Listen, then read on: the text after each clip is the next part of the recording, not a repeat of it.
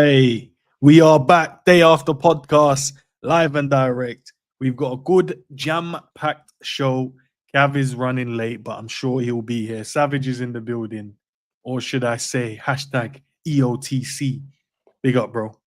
Come on. I didn't even ask how your day's been, actually, to be fair. Because you don't care, bro. Enemy. Come on, you know my thing, bro. Enemy of the club and that, you know my vibe, bro. Enemy of the club is still wild, by the way. Come on. I can't believe it. I cannot believe it. But how are you first? You said, sorry, go on. All good, man. All good, bro. Regular shit, bro. Train, work. Yeah, man. Consistency and that, bro. What you saying? I did some training this morning, man. I felt good still. You know what I mean? Felt What good, did you man. do? Chest and legs and cardio. Yeah, cardio's the one. Let me get Cav in the building. I did cycling I did cycling for 10 minutes. Big up, Cav. I did cycling for 10 minutes. Morning, bro. I did running for 15 minutes. I did the Stairmaster for 10 minutes, and then leg press, a few different squat design with the dumbbells, and then I did some chest. Did some chest, mate, and yeah, stretched after. That's a routine by ends and only ever done by ends, because no one ever done legs and chest on the same day as well as I know. That sounds like a body work. That sounds like an influencer girls workout, bro. Did you have the tripod out too, bro? Either that or this guy's got demons and he needed to get them out this morning. Because you know when you got that mad energy, you start off with legs and then you think, you know what, I can't leave gym just yet. I still got something to give me. You go and start pushing some other weights. Yeah, bro. Feels nice on that day until you get to the next day and you can't walk on that, bro. You're extra pain in that. Yeah, it's dark still. I was just saying it felt good, innit? So I thought, let's just run it, innit? And I think that's what I initially started with. I started with, oh yeah, I want to do some legs. And I was like, yeah, just work your way back in the routine.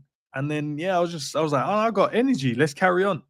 And yeah, by the time I knew it, I was in the yard just doing some mad stretches, bro, doing my own thing.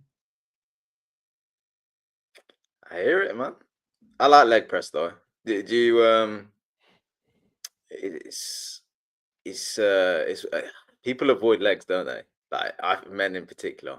I'm not sure what it's like at your gym, Saf, but yeah, it's weird, man. My leg day today, actually. That's what I did as well. Yeah. Leg press is always free. I like doing leg press. Same. Yeah. Leg press. I don't think anymore. I don't squat anymore, so leg press is my go-to. And then there's the hack squat. That sounds bad still, but I hear it.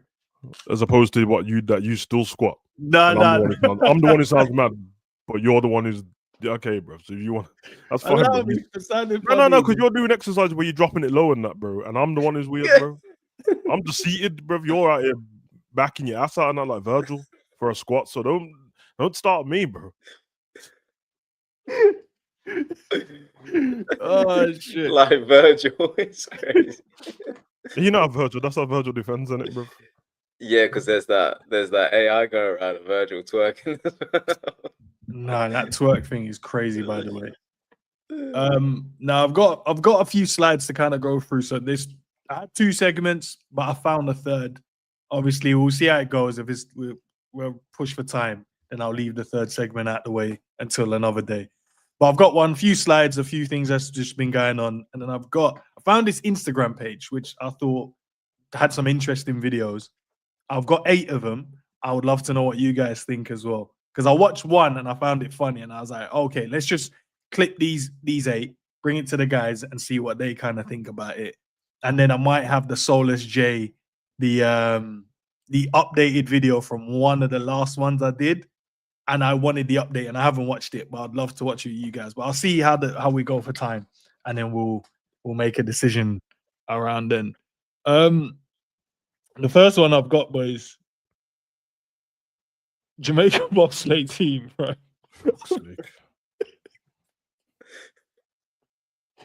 No, Jamaica has a bobsled team, bro. Like, it's not just a movie; it's real life. It's real life. They got gold in the North American Cup. I saw something years ago about this year, but I thought it was a joke and like, maybe it was just something about a movie. And then someone just went like and whatever in it, just did like a post around it as a joke. I didn't know this was real. I actually didn't know we had a bobsled team. this doesn't make sense to me, bro. I don't understand it. I know, like, you can try your hand in different things, but bobsled wasn't one. I thought it was just a movie and a gimmick. But I didn't know the man them were gonna go and run on ice. I didn't know. What? No, real. Does anyone know that? Did anyone know, or is it just me? It's just you, bro. Literally tells you in the end of the movie that it's a true story. I didn't listen to that part. Yeah, bro, that's why the crash in the movie, because in real life, the Jamaica bobsled team crashed in it, and they walked over the line with the bobsled in their hands, bro. The man just, what? You didn't know that? I swear that I didn't know. I just watched the movie. I didn't go, oh, yeah, this was normally at the end of it, they go, oh, based around a true story and probably the credits. I didn't go into the details like that. I just watched it and thought, okay, good film. Next, move on. What I don't understand is like how are kids like growing up and getting into it? Like how do you decide that you want to do this sport? And once you've decided, how do you get there? Because I think the Swiss are quite good, but that's understandable. But like I don't understand. I don't understand how you make it. But hey, look, fair play to them guys, man. American Cup. You guys watch any of the American Cup stuff? No. So, it was interesting. I didn't know. I actually didn't know. I saw this. No. This is them crashing. Oh my god. Nah, bro, what is this, bro? Oh, okay. 3 men arrested in Algeria for attempting to enter Spain disguised as sheets. Hey, no, this can't be real. This cannot be real. There's no way. There's no way, bro. I don't. It's so saying the world is a crazy place, people, bro. The world is mental. My question is, what would you? Them Algerians don't mess around as well. I swear to God, Algerians are aggressive people. They'll just slapped them up once they found out. Can I ask a question here? Just think about the thing that you desperately want to do. What would you disguise yourself as to get into that particular thing? Whether it's a particular movie, maybe a concert. What would you dress yourself up as to get in if you had to? A steward. That's as far as I'm come. Just, bro, to get into a concert, I'm putting a high vis on and that, bro. Bro, what? A sheep? Remember, I don't get it because they're trying to. They're trying to get to Spain, but like the Spanish border's not like manned. You can just go to Spain. Like you can just drive to Spain. I don't understand why they went as sheeps, bro. Maybe there's certain checkpoints in it from the checkpoint that they need to get through. They might be manned in it. So they thought slide as a sheep. Do you know what's hilarious though? You know, before they did this, they sat around and thought, right, lads, how are we gonna do this? One of them threw it out there, and the other two went, yeah, do you know what? Actually, I've got a load of cotton. You lot get the socks. We'll make this thing work.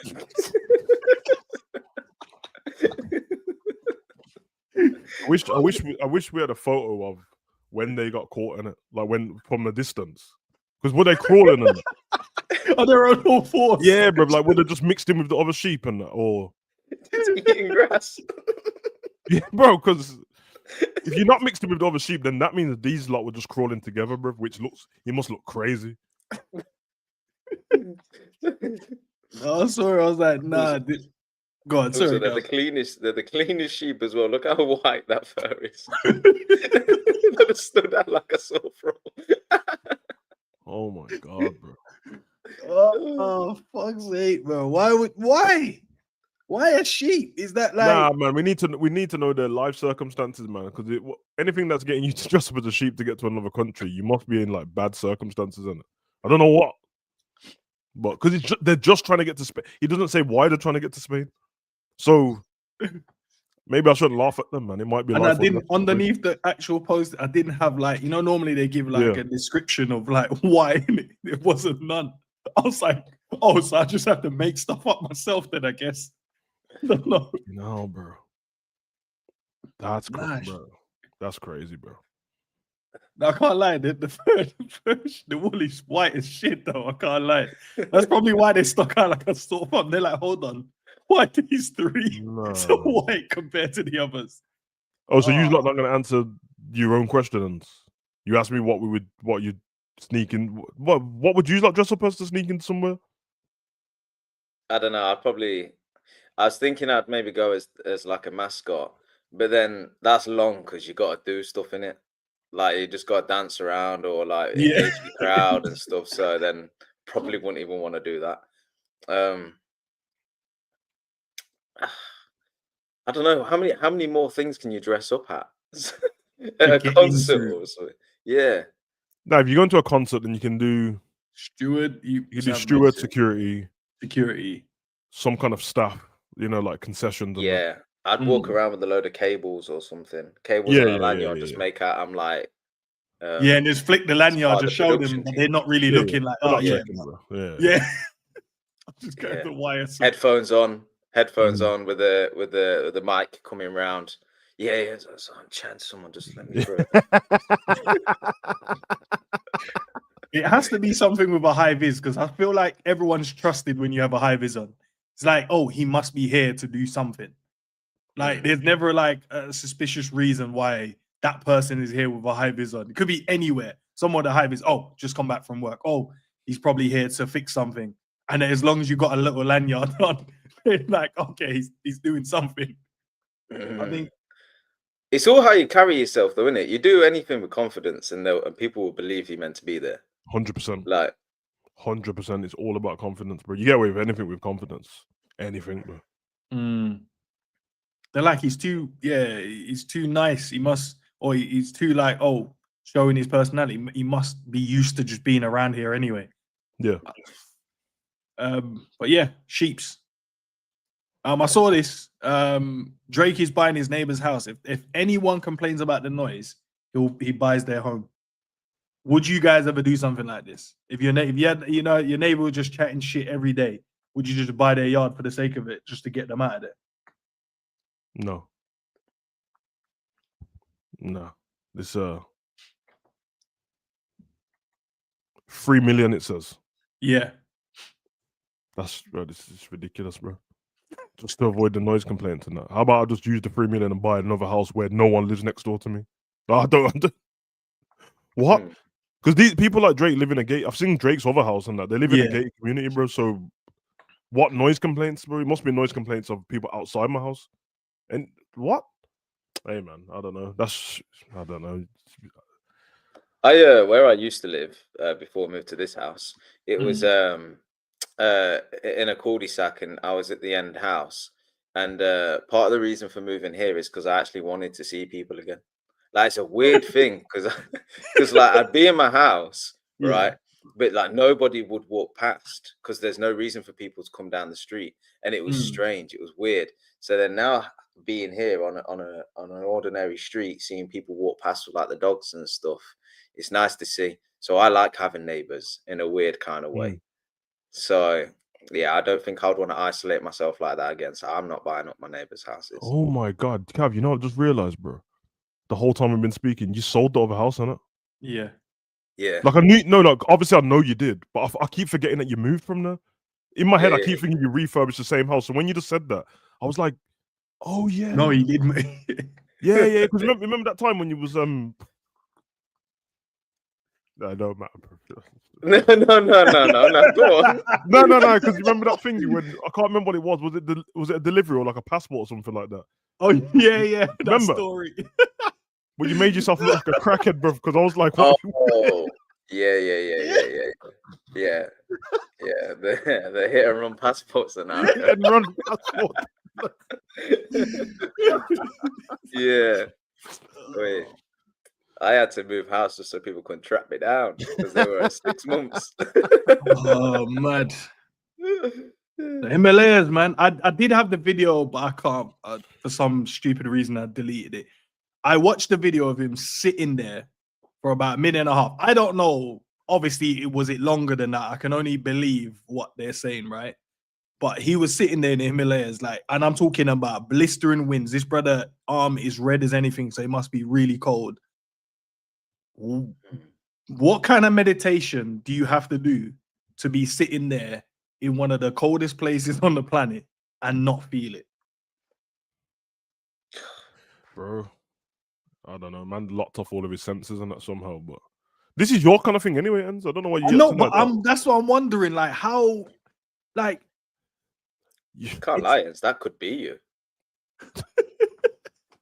In a few years, bro. In a few years. You grow out the beard. Well, if I can, I can't. It's low at the moment.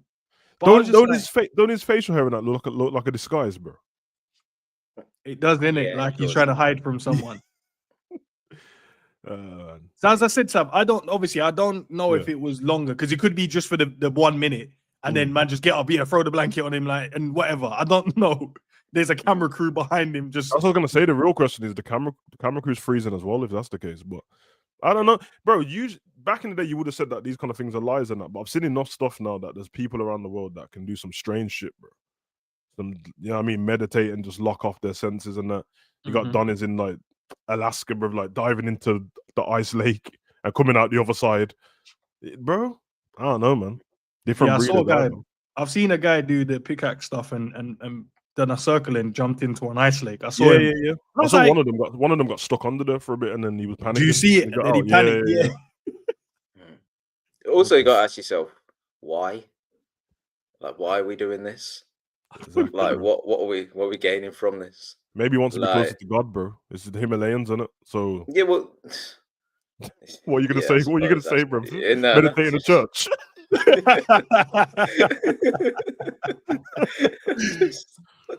But I don't get, like, I'm trying to think here. Where do you need to be mentally and physically to go, this is something I need to do? Like, where do you have to be? At what stage do you have to be at to go, this is the next step? Bro, everything they do is like to give themselves up to God, and but I don't understand why this is what you needed to do, because you could have just done this anywhere. You could have went in. You could have sat in the freezer or something and done this the same temperature. Bro. No. You need to see the Asda's freezers. Nah, just make like the walking freezers. Like, you could just sat in there, bro. So I don't know, man. Because I know that a lot of monks and stuff like that as well. They stop speaking in it forever. Yeah. Like they give up everything and that. And I'm just like, I hear it, but I don't hear it at the same time. Like there's a part with monks and Donnies that I just shut off from where it gets too extreme. Because these men are doing up no speaking, no chopping, no nothing, bro. Just there, just waking up the dudes and just sitting still all day. Less of that, bro. I quite like the cleaning stuff though. You know, the little cleaning, the raking and that. I like that. That's my type. Oh yeah. I could do that. Yeah. Sweeping the yard and that. Yeah, that's cool. I love that shit. Yeah. I don't know though. Like this is a kind of I have a little bit of envy for these kind of people, because they just feel like they've got such inner peace, don't they? And they're just calm. Anything that approaches them in life, then they're just like got that base to like tackle. It'd be nice to get an opportunity in life to be able to go and hide out in the mountains somewhere and meditate and stuff like that. I don't know. I imagine this guy just like, you can imagine once he's done here, right? And then he just goes back home or whatever it is. He's just, what's he do with the rest of his day? Because he's just like, I've done that now. I'm warm again. I'm so calm. Like, I don't know, what does he do? Just wash the pots and. Did you say back home, bro? You think this guy's got a home? What do you mean? He must. He has this guy lives in a temple or something. He lives in a temple or something. You think he's just going home to watch Netflix and that, or a regular one? Bro, I saw, bro. Hey, hold on a minute. Oh, wait. Ain't this what they did to Doctor Strange, bro? They sent him out on top of the mountain. Remember? Yeah. I think it was the Himalayas as well. They sent him out. Yeah. And they said, you're not leaving until you open the portal. That's what he's trying to do, bro. Fuck's sake. I saw this, and apparently we're trying to create super soldiers in China now. Right, what the hell is that alien thing? I should have got the picture. Who put that picture in who put that in the picture just because that little alien picture? Bro, they ruined the whole picture, bro. What naked guinea pig, bro? Just No, that's the I can't remember. I don't know where you find them, yeah, but that I think that's apparently what they've spliced and get the DNA and then splicing it with human DNA. what? Wait, ends that ain't a real thing, bro. That's some AI picture, bro. Oh, what are you talking about? The guy you're talking about, the thing in the back. The pink thing in the back with the arrow. No. pointing on it. Oh no. There is a wait. I don't know if it's seeds. Oh, I did have the picture, bro. I should have been more prepared. That's a Pokemon. That's where they got Arrow the for as DNA. well. That's where they're getting the DNA from to splice with human DNA to create super soldiers. Because apparently they can last in extreme heat, extreme cold, and they have the ability to like rejuvenate their Wait, Ends, are you telling me that No, naked I don't think it's that dick-looking it's itself. dick But I did see a picture real of it thing? because there was a slide for the second picture and I didn't get it. I should have got it. I know what The you're talking actual about. thing. That might be. Oh, what am I talking about? It says it in the name, bro. I saw that on David Attenborough. This animal, what's it called? A tardigrade. There it says in the image, Tardigrade. but it doesn't look like that, bro. Like the body looks like that, but it's got like a circle mouth. Circle Like, mouth, like, yeah. yeah, like with the It almost looks like. Wow, I don't even have to explain what the end of the mouth looks like. Whoa. Yeah, I saw them Nah, on what is that? Yeah, I saw it on David Attenborough, bro. Nah, this So ain't real. so This apparently ain't real. they're Ain't they got a trying to- different name though? Ain't they like called moss piglets or something? I'm not Ain't- too sure, Sav. You're probably right. Trav, though. research that, bro. I swear, like Google moss piglet and see if it comes up with the same picture. Okay. Moss piglet. Because I swear that's what going through the jungle Running into the through- water, the moss piglet emerges. Yeah, it's coming up the same thing. Arrives in cold, another heat of the That desert. is crazy. Yeah, bro. Never seen Would you that guys before. would you guys Nope. would you guys okay, last legs. How to die. No, I'm doing you say no, I'm doing it. Super If they come to me and saying, yo, we inject you with these cells and you can become a superhuman, yeah, all right, cool. You're not gonna wait for like testing on someone else first. No. All right, good luck. R.I.P. Kevin, man. I'll miss you. Still. No, I'm doing it. No, The I thing miss is you, as bro. well, I like, miss and you. this is the arrogance in me. I'm just like, yeah, I'll survive it. No, you're surviving, bro, but you're gonna come out looking like a cabbage, bro. So you're gonna have that thing's head and your body, bro. Yeah, but the world is so mad, Sav, that like I'll be famous because of it either way, and I'll be on podcasts and talk shows. Oh, with that face. Someone will love it still, bro. No, with that Listen, man. come on with the round lips. Bro, keep that in your Google search, and then when your missus is around, just ask her if she wants to stay with you with that face, bro. Yeah. Oh no, man. I want to be a superhero, man. I'm not gonna lie, Kev. I'll be honest as well. If I was on the last limb, if you're about to die, oh, if I'm on the stairs, then yeah. Then I'll be on it. I ain't even gonna lie. I'll be on Yeah, it. but Cav's just talking about regular Cav, like who's alive now, young and that.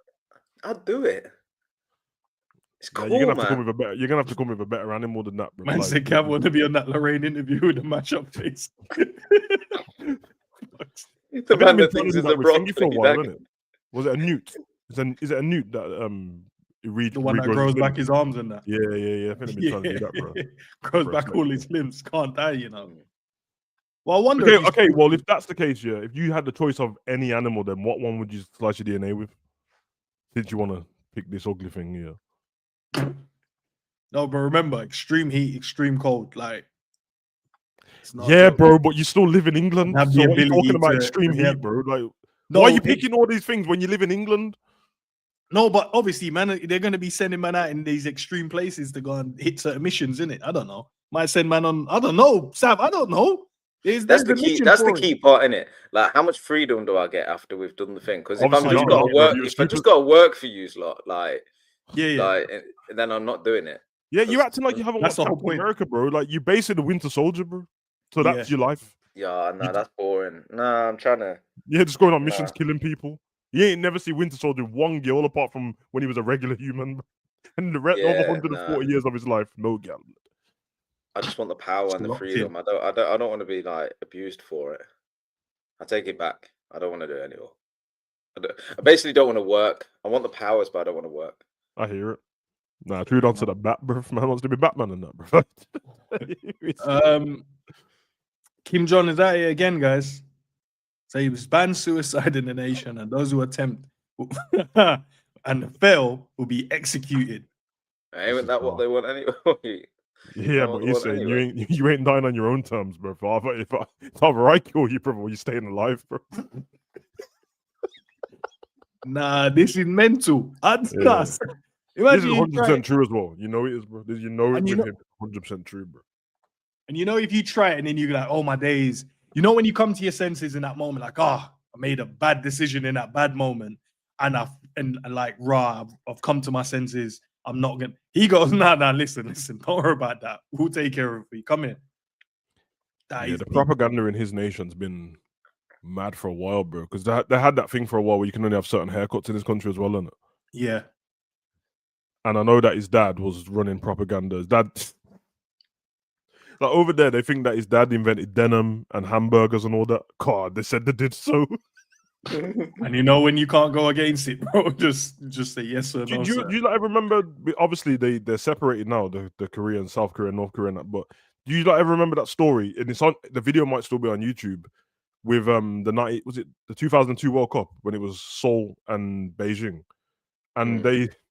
In Korea, they thought that they won the World Cup in it because they can't. There's no access. They've got their own TV. I remember this. Yeah, you remember that? And the game that they got battered against Brazil and scored, they edited it so the goal that they scored was the winning. So they think they've won the World Cup over there. It's dark, bro. And you know when one person will come like, guys, it wasn't real. Like, listen. I don't know what you're talking about. Yeah, but then he'll be like, gone. Yeah, he'll be gone. Yeah, what do you mean it's not real? Off with your head, bro. What do you mean? Yeah. Nah, it's mad. It's a mad place, man. I thought this was quite cool. That they're giving the big man his Hollywood star. Yeah. I think it took a bit of time though. I felt like they should have done this from early. Okay, I'll ask you like this question because you're not insensitive in it. You know the Hollywood Walk of Fame, yeah? Yeah. Don't you think we're into this space now where everyone just gets one? Because you know you have to pay for it yourself, innit? Like I think it's you get nominated for it by your peers, but then you have to pay for the star yourself. You can't just get one. And everyone there's people who you wouldn't even think should have one who have one. So I'm just like, don't you think it's a bit? I don't know, bro. Well, I guess if you get like, it's probably similar to the Ballon d'Or, innit? I'm sure there's many players you think someone else should have got it, but if your peers have said, "Oh yeah, this is I won't even use the Ballon d'Or because that's more the reporters and stuff." Like, let's say the Premier League Player of the Year. If your peers go, "That was an amazing season from you," or "That was an amazing movie," or the way you acted in this role, then I guess. But you're right. But my point is that I promise you, bro. There's people on that. There's people on the Hollywood Walk for you wouldn't believe is on there, bro, who shouldn't. And then there's people who don't have one yet, who you're like, okay, that doesn't make any sense. Because at least the Ballon d'Or, I mean, yeah, it's still subjective, but the peers who do it are your friends as well, by the way. Like, Thingy got one not long ago, Dr. Dre. Yeah. Eminem and 50 Cent put him up for it. So it's like, but we would agree if you're going to get something, Dr. Dre music. I love Chadwick, bro. He's cold, and obviously he's not here anymore in it, so his career's been put to a halt. He can't go any further with it.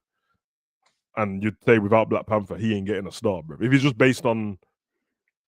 Sounds like I'm being harsh on that, bro, but I thought, when I was growing up, I thought it meant something. I didn't know that you had to pay for it and all that stuff. I thought it's like, oh my God, you have to be Jack Nicholson and Leonardo DiCaprio and Denzel and all that. Now everyone just gets one. But I sound like a grumpy guy in it. I'm not saying I hear it. I think like just widening the conversation a little bit though. Like when it comes to like awards and Ballon d'Ors and stuff, I think that there should actually be an option to vote that nobody gets it, because I feel like giving it out every year, as time goes on, the accolade is diluted, and I think that what they should actually do is give everybody the option that votes an option to say, we don't think anybody's been worthy enough. There's always going to be a best player in a year, isn't there? Naturally. Yeah. But that doesn't make them good enough to be worthy of the award, in my opinion. So I think that they should just have an option where they say, no one's getting it this year. Or my vote is, that yes, Rodri was the best player last year, but I don't think it's good enough to win such a prestigious award. So I'm going to tick the box that says pass this year.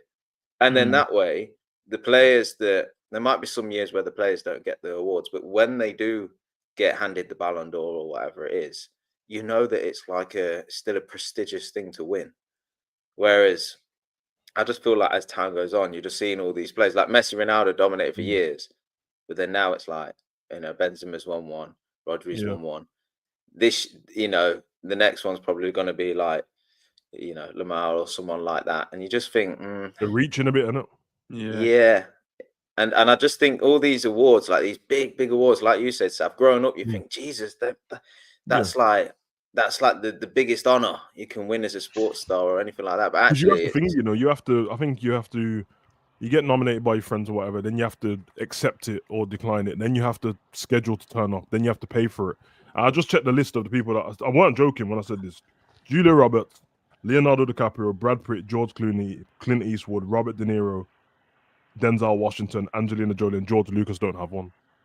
Do you see my point, bro? As soon as man told me that Robert De Niro and Denzel and that ain't got something to Leo, allow it, innit? Big Chadwick's my guy as well. Yeah. But in all fairness, if he didn't pass away, I'm sorry, bro. Like, you got great movies in that, bro, and I really like him, bro. But I thought it was on some prestigious, like, mad thing. Again, he's passed away, so it's limited, innit? Do you think in that limited time he has great movies, but it should?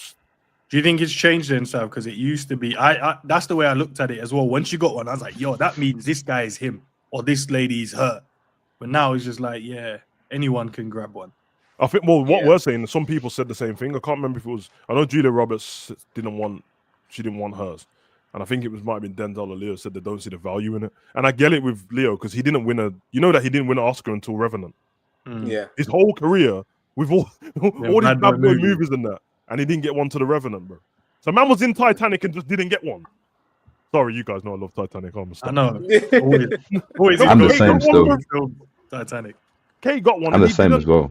Yeah, man. Madness, bro.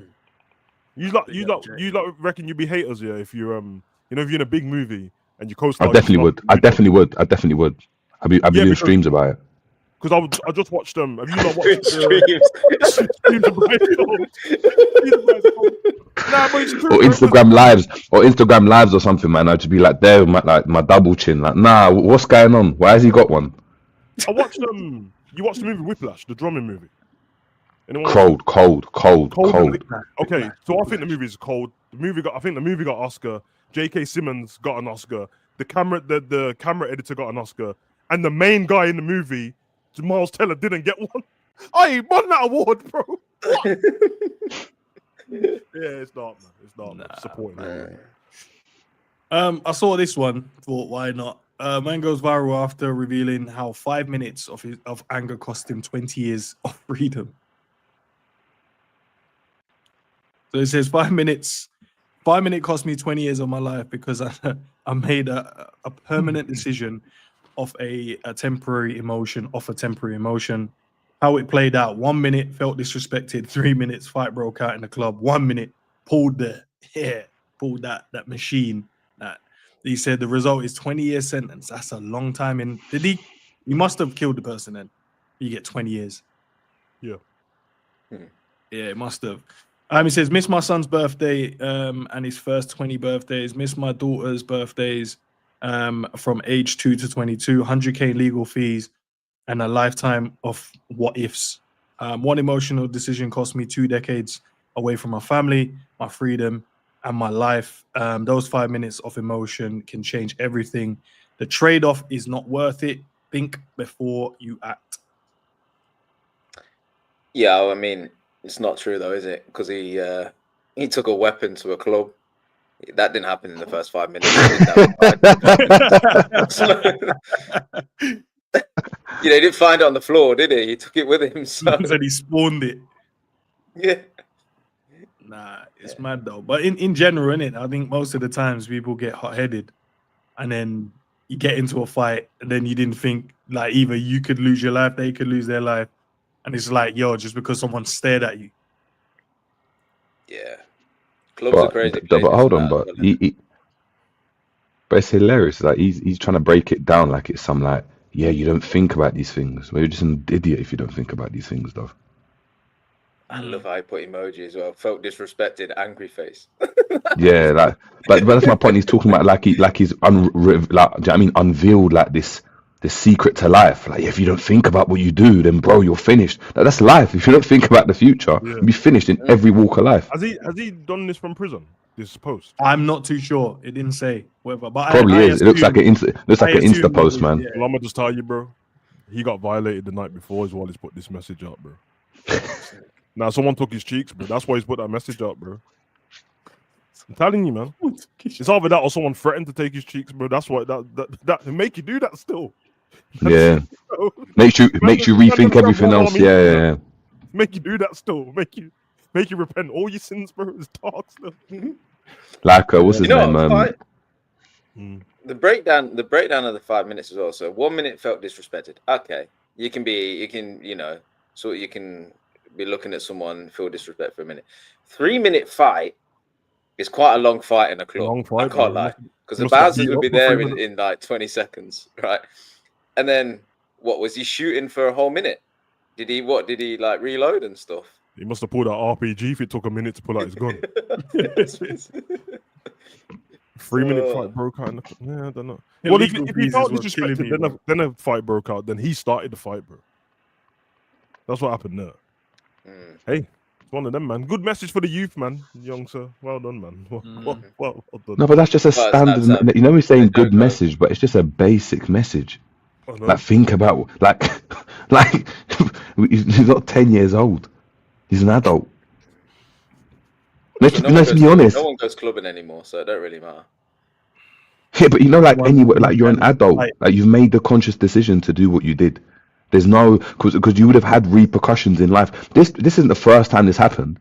He's probably done something like this before. He's pulled it out but didn't shoot it, or he went to fight the person. Do you know what I mean? So he's a repeat offender. This isn't just like, oh, I didn't think about it. And no, come on. Look at his face. Look at the guy's face. Look at him. You go back to the picture. Look at him. He's got a kid as well, innit? So like, yeah, two. Soon as you have a kid, you have to start thinking differently. Yeah. He should have. Jerry's right. This message should have been written before once he had his daughters, bro, without the fight and all that. It should have been, I've had daughters now, and I've been thinking, nope, this geezer had daughters and still went to the club and started the foolishness. I hear it, man. I ain't fighting no. And you still fighting demons in that? No. Okay, just asking. Jerry, any demons? I think we all are still. Someone can say to you, or something can happen, and instantly like. Oh yeah, if you miss my kid. No. With regards to that, someone telling me something, I don't like nothing will faze me like that.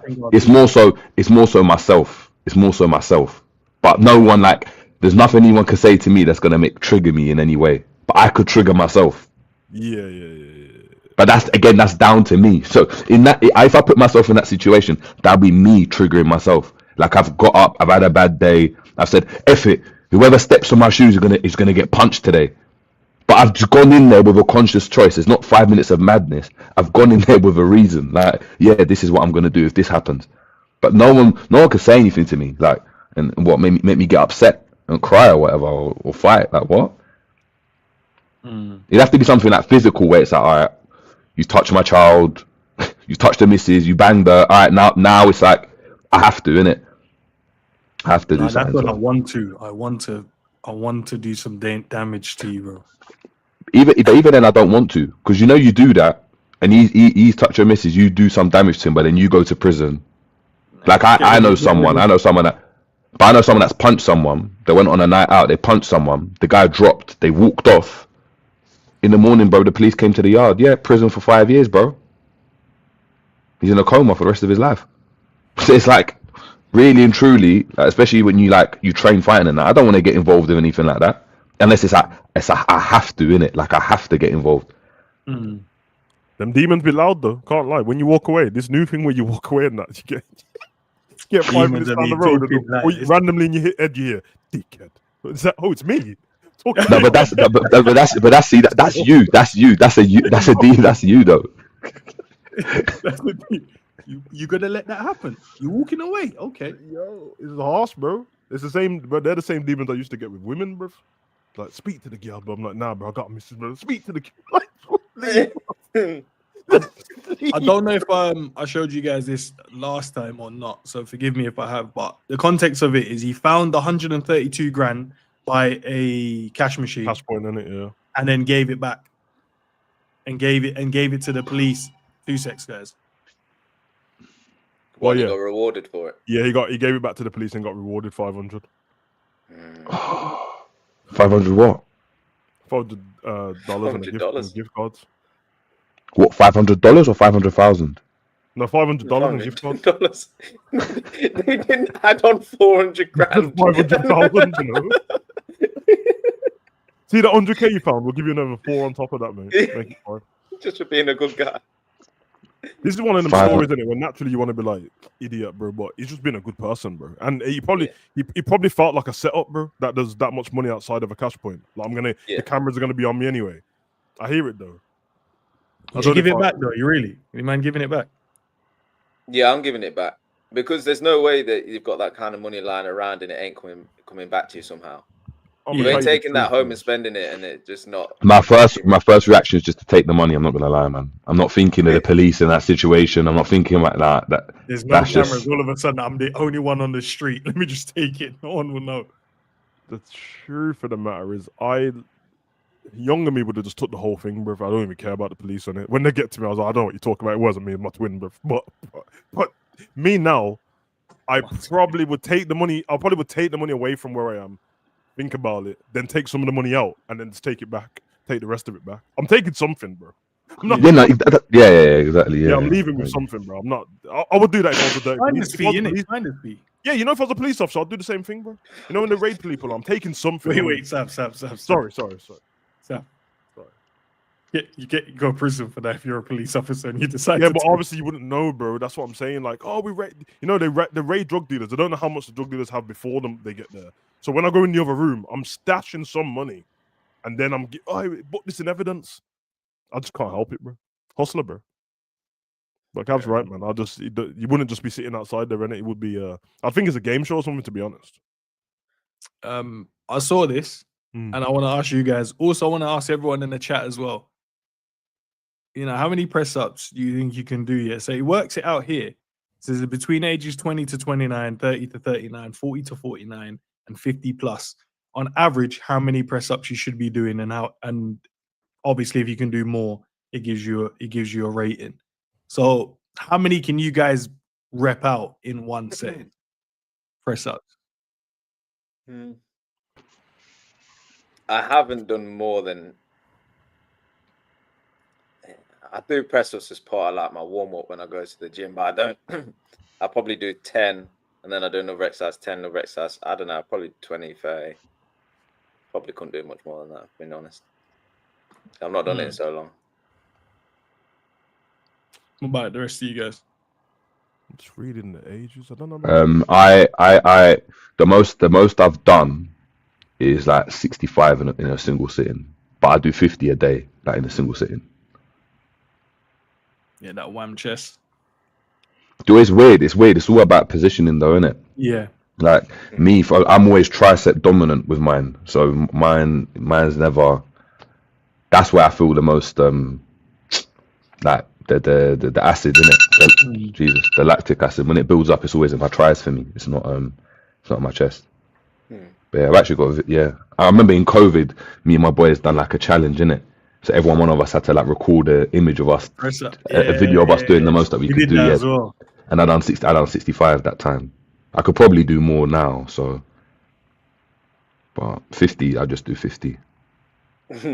Yo, Ravi, relax, man. What's with the caps? I said I'd do 30 in one go, but I just don't. I only do press ups as part of my warm up when I go gym, and I do 10, and then I do something else, then I'll do 10 again. I do 10 pull ups and press ups. Caps, you know. No, Ravi, you're so angry at me, bro. Can Ravi do 30 in one go though? I asked the chat. What can you guys do? How many can you guys do in one day? For what you said, Jerry, 30 and 10 kick ups, yeah, and a Cruyff. Like, I honestly don't know the answer to this, bro, because I don't. Yeah, I haven't tried to do like shitloads in one go for years, bro. Mm. I think then it was on like 8. I got to like 83, which ain't even much, to be honest. Like I thought I'd be able to do more, and my body's heavier now. But I don't know. When I do warm ups and that, it's like 4 sets of 25, like little 20-second rest, or when I'm doing a circuit. But I ain't trying to prove nothing to anyone, bro. You know, like that. I don't know what that list though, with how much you should be able to do, because. What the fuck why is Ravi coming for me? I don't understand. Yo, do I look like I'm on like slot, you know? Right. All right. I look like I can't do press ups, so what is? No worries. So you got frail shoulders. Hey, no worries. Nah. Yeah, and then you got them different types of push-ups as well, man. Because some people be doing like they'll tell you to do 100 and that, and then it's like the shorties and that. No, I'm not even trying to see the little pumps and that. The little. A lot of man are doing the shorties and that. Bro. There's a place for the short ones. Chest to floor, extend. Chest to floor, bro. Thing is, it's that and it's mechanics as well. Like someone that's got shorter arms is gonna find it easier to do press ups and pressing movement in the gym than someone with long arms. Like my arms are long, so do you know what I mean? Like I'm better always at pulls. So like when I used to go proper gym, like rows, I can load. But you see, when you're doing bench press, you know I can do heavy bench press. It's like the distance between my chest and extending is much longer than someone that's shorter and has got like a smaller range of movement in it. So, nah, Liz, we'll got misses, Liz, or else we would. I don't think we'd be allowed. That's crazy.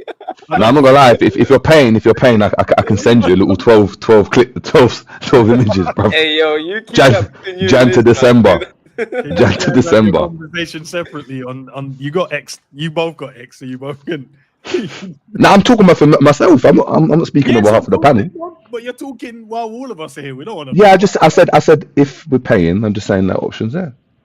Yo, I tell you what, content creators Christmas calendar would be mad.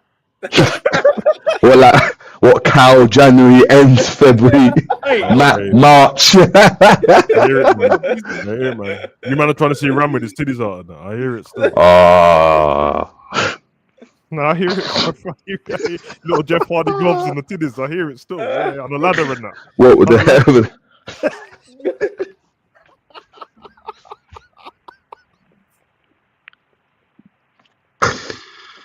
Fuck, man, let's move on. What Grizz is McMahon and that in a suit and that. It is. What are you saying? I threw this on and I took a picture on the sofa. What? No bottoms, just the top. Like Winnie the Pooh in that. Crazy. And where did you get that Christmas number from? Oh no, it's my Christmas jumper, bro. What? Mo Salah's my favorite. Like Mo.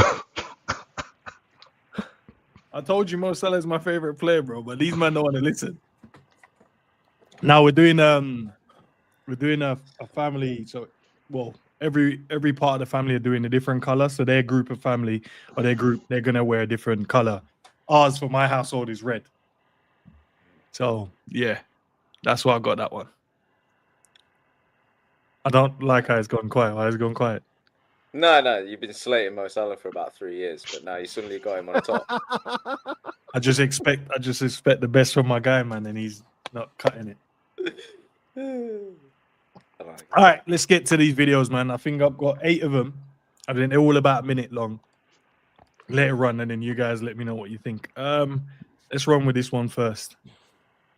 Tourists, fresh off a Ryanair flight. They've been in Spain for a few hours. He is already drunk and has second-degree burns. And she is wearing at least 8 layers of 200% saturated orange self-tan lotion. They don't fly to Spain for the culture. Every year they book the same all-inclusive resort that only serves full English breakfast and still complain that the greasy bacon doesn't taste like it does back home. They spend the majority of their holiday doing exactly 2 things: ordering pints or lying by the pool, and never, ever using sunscreen. Why wear sunscreen when you can just drink the pain away? Their volume is permanently set to max, and they're in a constant battle with German tourists to be the most insufferable, and somehow they're both winning. Ah, yes, the British tourists. He's like a rotisserie chicken, pink in the middle and overcooked on the outside. And she's like a cheap Prosecco, guaranteed to give you a headache. How true is that from a scale from 1 to 10? There's no smoke without fire. See it. Yeah, you see it. Man. I don't know about dissing fellow English people, bro, but Sam. Nah, Hey, it can't. Nah, it happens, man. But Look, the Benidorm show sums it up, innit? There's a stereotype that exists. The Benidorm show that used to run on like ITV2 or whatever it was. That's it, innit? Like, see, all I'm saying is, bro, it's true, but I'm just saying, if we did a stereotype of other countries, all of a sudden, man, you get me? There's a problem.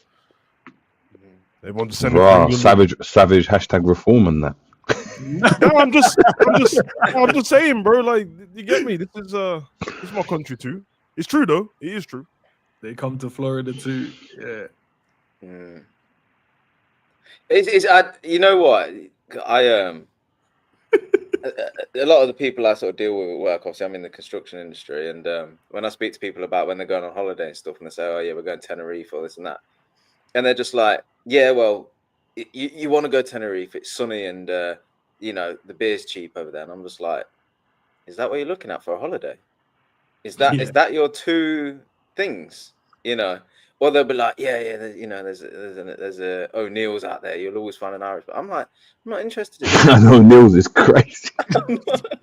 I just want to go and view the culture, eat the food they have, go and visit some sites, and you know, listen to the culture, dive into the culture, understand it. These men are saying, "Nah, beers and sun." That's it. Yeah, I don't get it. Obviously, everybody's entitled to like what they're into, I guess, and what they want a holiday out, out of their holiday. But even like, you ever been on holiday with like your missus or whatever, and you just be like walking back to the hotel, and you'll still see that rowdy bar open, you know, like playing the most like bog standard sort of karaoke music and stuff. And you look at it, and I look at my missus, and I'm like, I'm so pleased you don't want to go in there, and that's not you, because that ain't me. And I just keep walking and think, not my kind of environment. Not a nice little quiet bar and a nice restaurant and eat some food, bro, and chill. Yeah. I think there's a time and place for both kind of holidays, though. I'm not into that business, but you know, them kind of places you can get cheap little flights and that if people just want to sit there and get a suntan. But if you go into like a place that's full of culture and all that stuff, and that, like, if you go there with someone and they just want to sit by the pool the whole time, I'm like, bro, this is dead, man.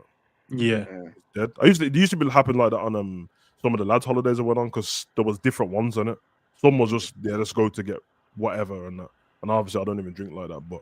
And then some was like a proper holiday, and these lot still just want to chill in the hotel. I'm like, what? Fuck all of that. I'm off, bro. Yeah. I know. I rented a scooter when I went Costa del Sol, and I just drove down the coastline, just rode down. Bro, it was so amazing. And I went to visit, like, there's a few churches like that have been around for 150 years. And I was like, yo, went to this butterfly sanctuary in the mountains as well. And then went to see the world's largest owl, in the mountains, bro. Mental. That's a different level of species, bro. I couldn't believe it, how massive that bird is. Stupid. Yeah, who you holiday with is massively important, though, isn't it? Because you can have a good holiday anywhere if you got the right company, you know. But I'm used to have. I've been on them holidays, like lads' holidays and stuff, back in the day, and even then I was like, I'll embrace it for what it is, but it's not truly what I want to be doing. No, like I'm here now. It is what it is. Like, make fun of it, whatnot. But yeah, it's not really. I'm not like you with a group of people that are like, this is the highlight of the year. They're immersed in it, and I'm just kind of like, I'll come along in it. You know, I'll do a week.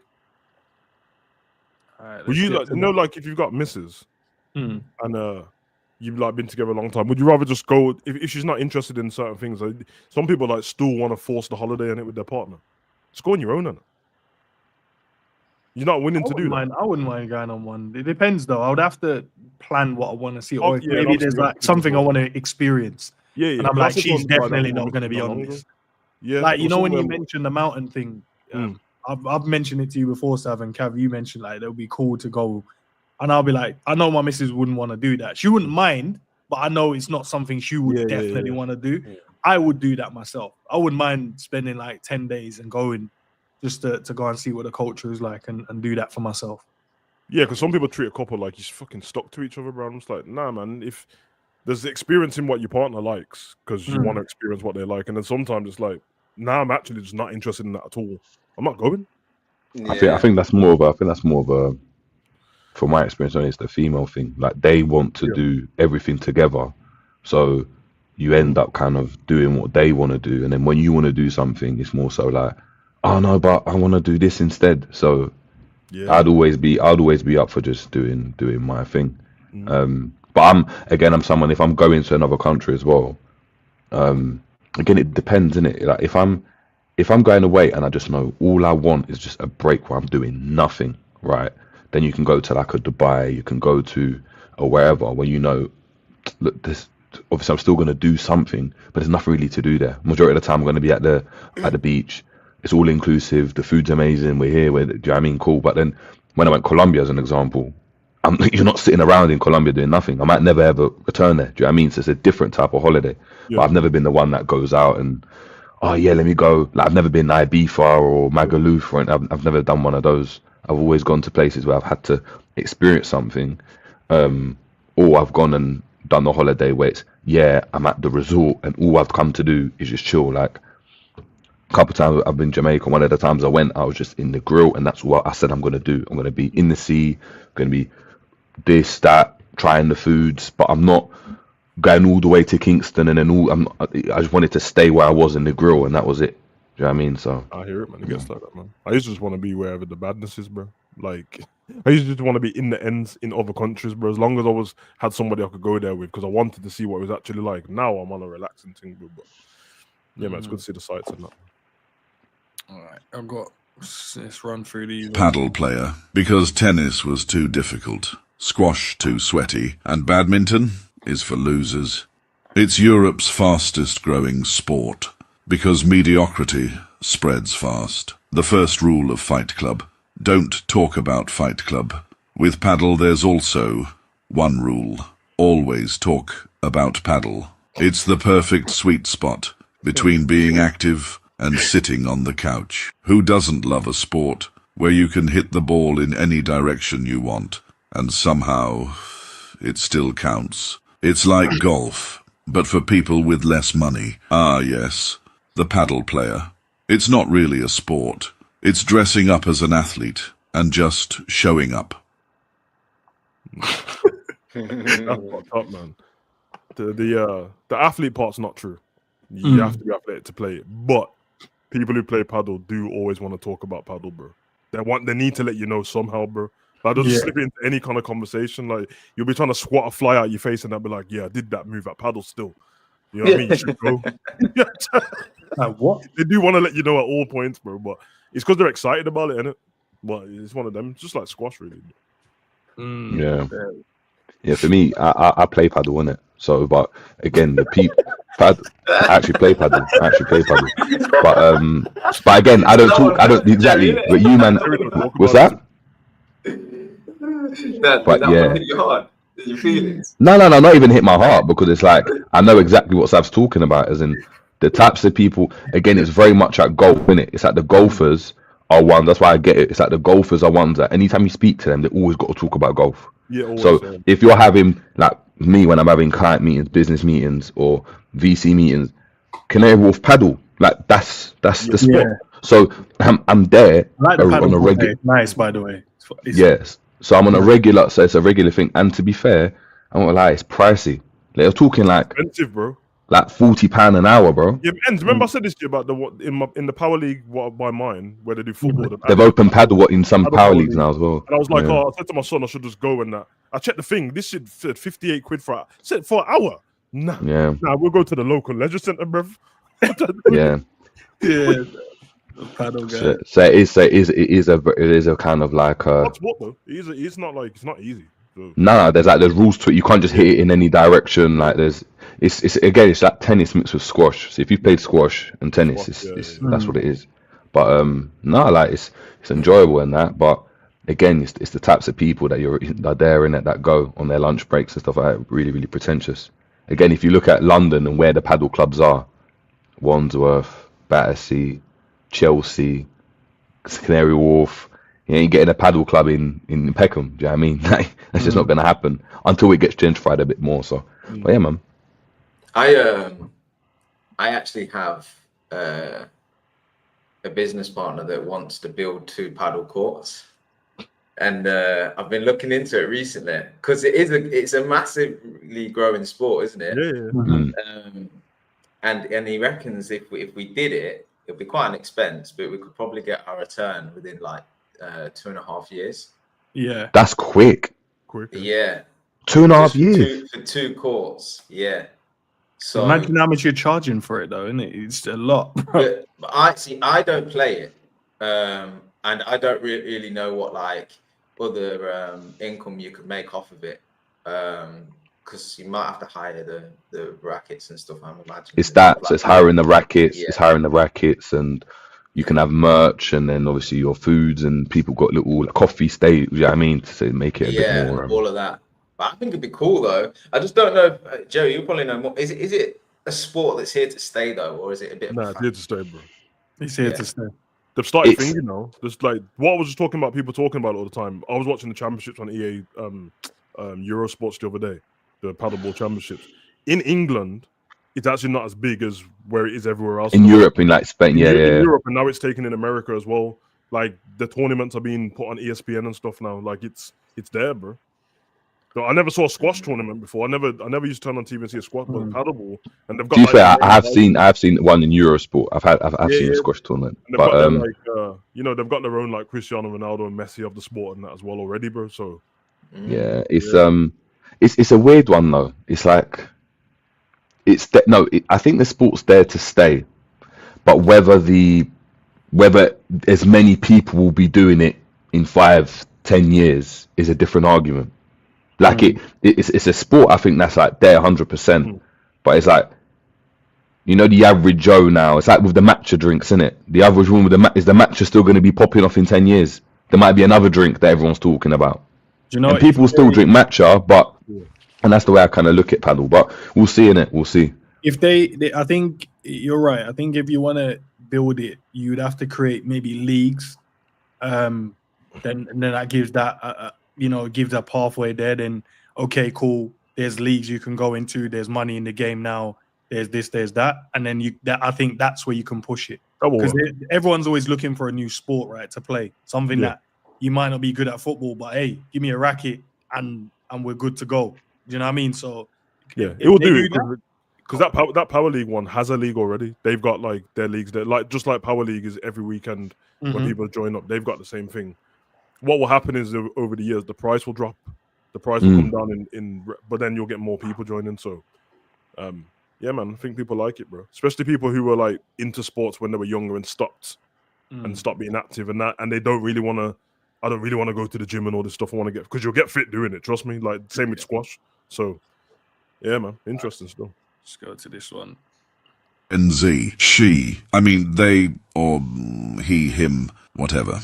She, a clothing style, a cheap cocktail of 3 previous generations, mixed with extra drama, because she is always triggered. And please do not label her, even though she labels everything in her life. Her attention span, half the length of that of a fish, and always overstimulated by a question, a responsibility, work, or a mild inconvenience. She will also never ever work too hard, because it's easier to play the burnout card. And yet, scrolling TikTok for hours and hours, not a problem. Facebook and Instagram, no thank you. That's for old people. She only communicates through emojis on Snapchat. If you're from a different generation, do not question her statements, or she'll play her favorite card, the toxic energy card. Ah, yes. Gen Z, always overstimulated, never overachieving.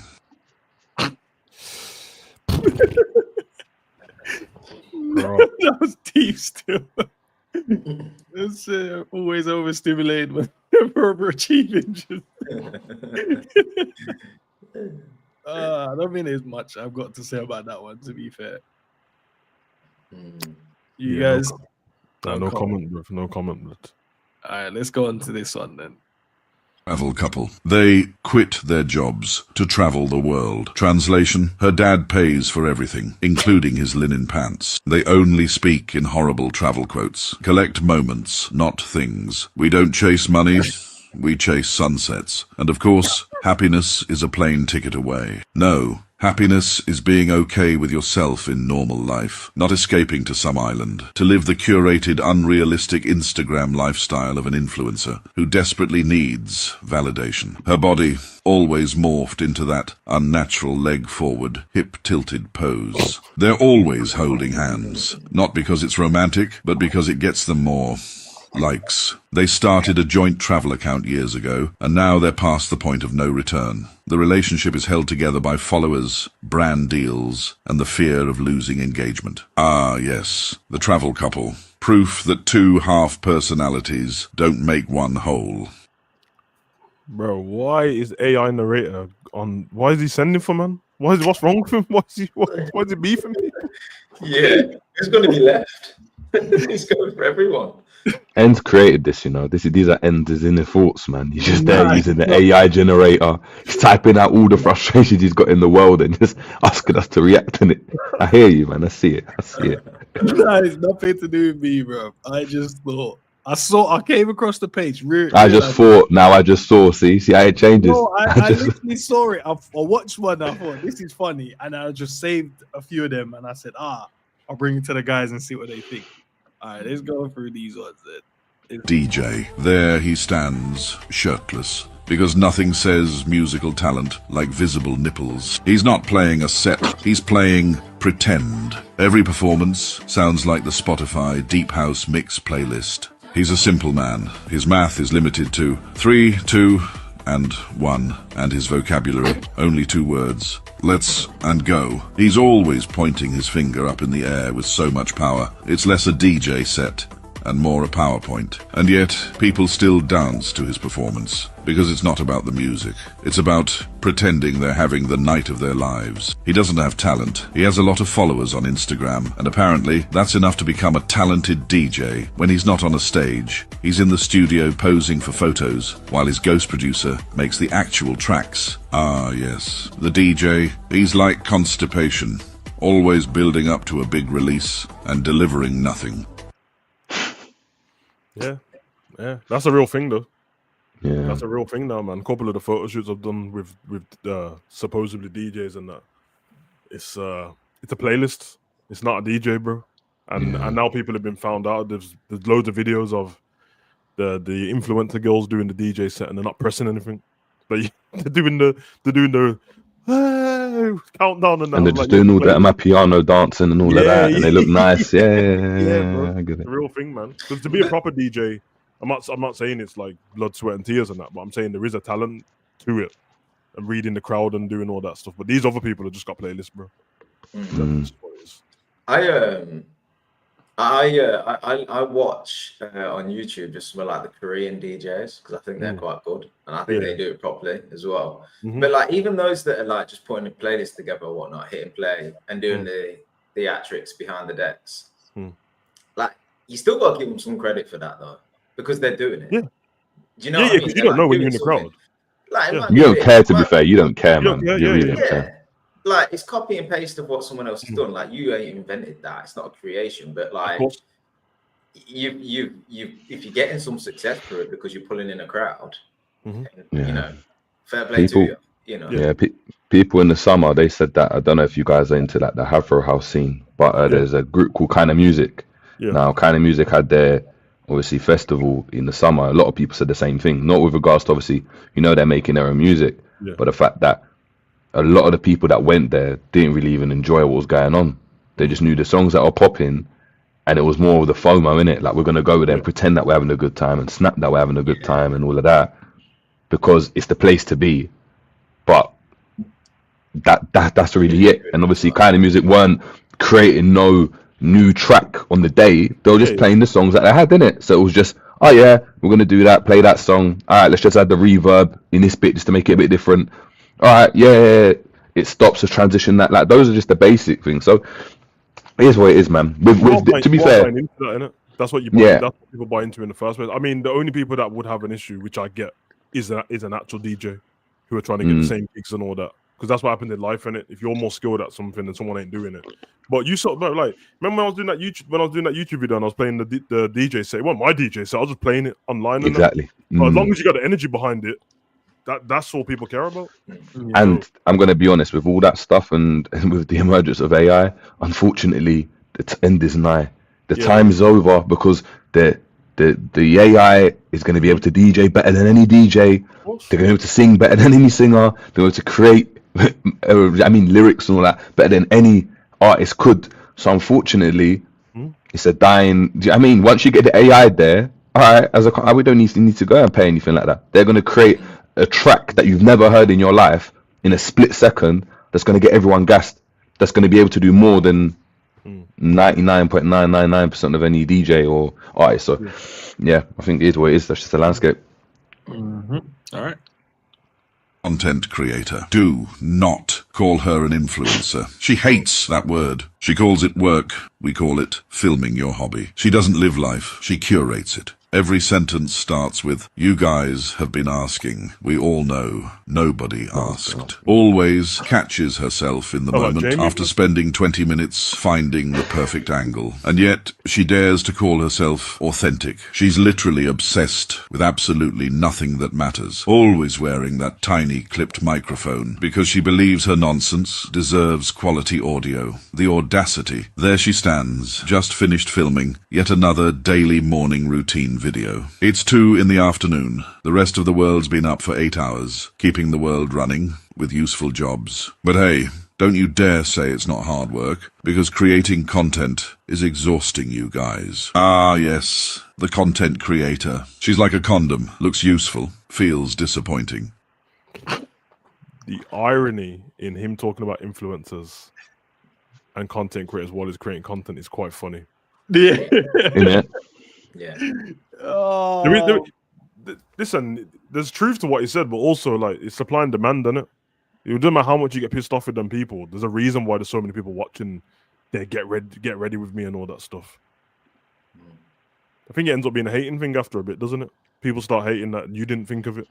Yeah. Even if you could have done your morning routine and got paid, you would have. But until you become that person, you have to slag them off, innit? It's true. So I'm not consuming avocado and toast every 2 days and that, but it's not for my audience. Avocado and toast is nice. Yeah, but that's because you're one of those, bro. But you know what I mean. Like, you know what I'm talking about, bro. On sourdough bread and that, you're one of those, bro. Like that.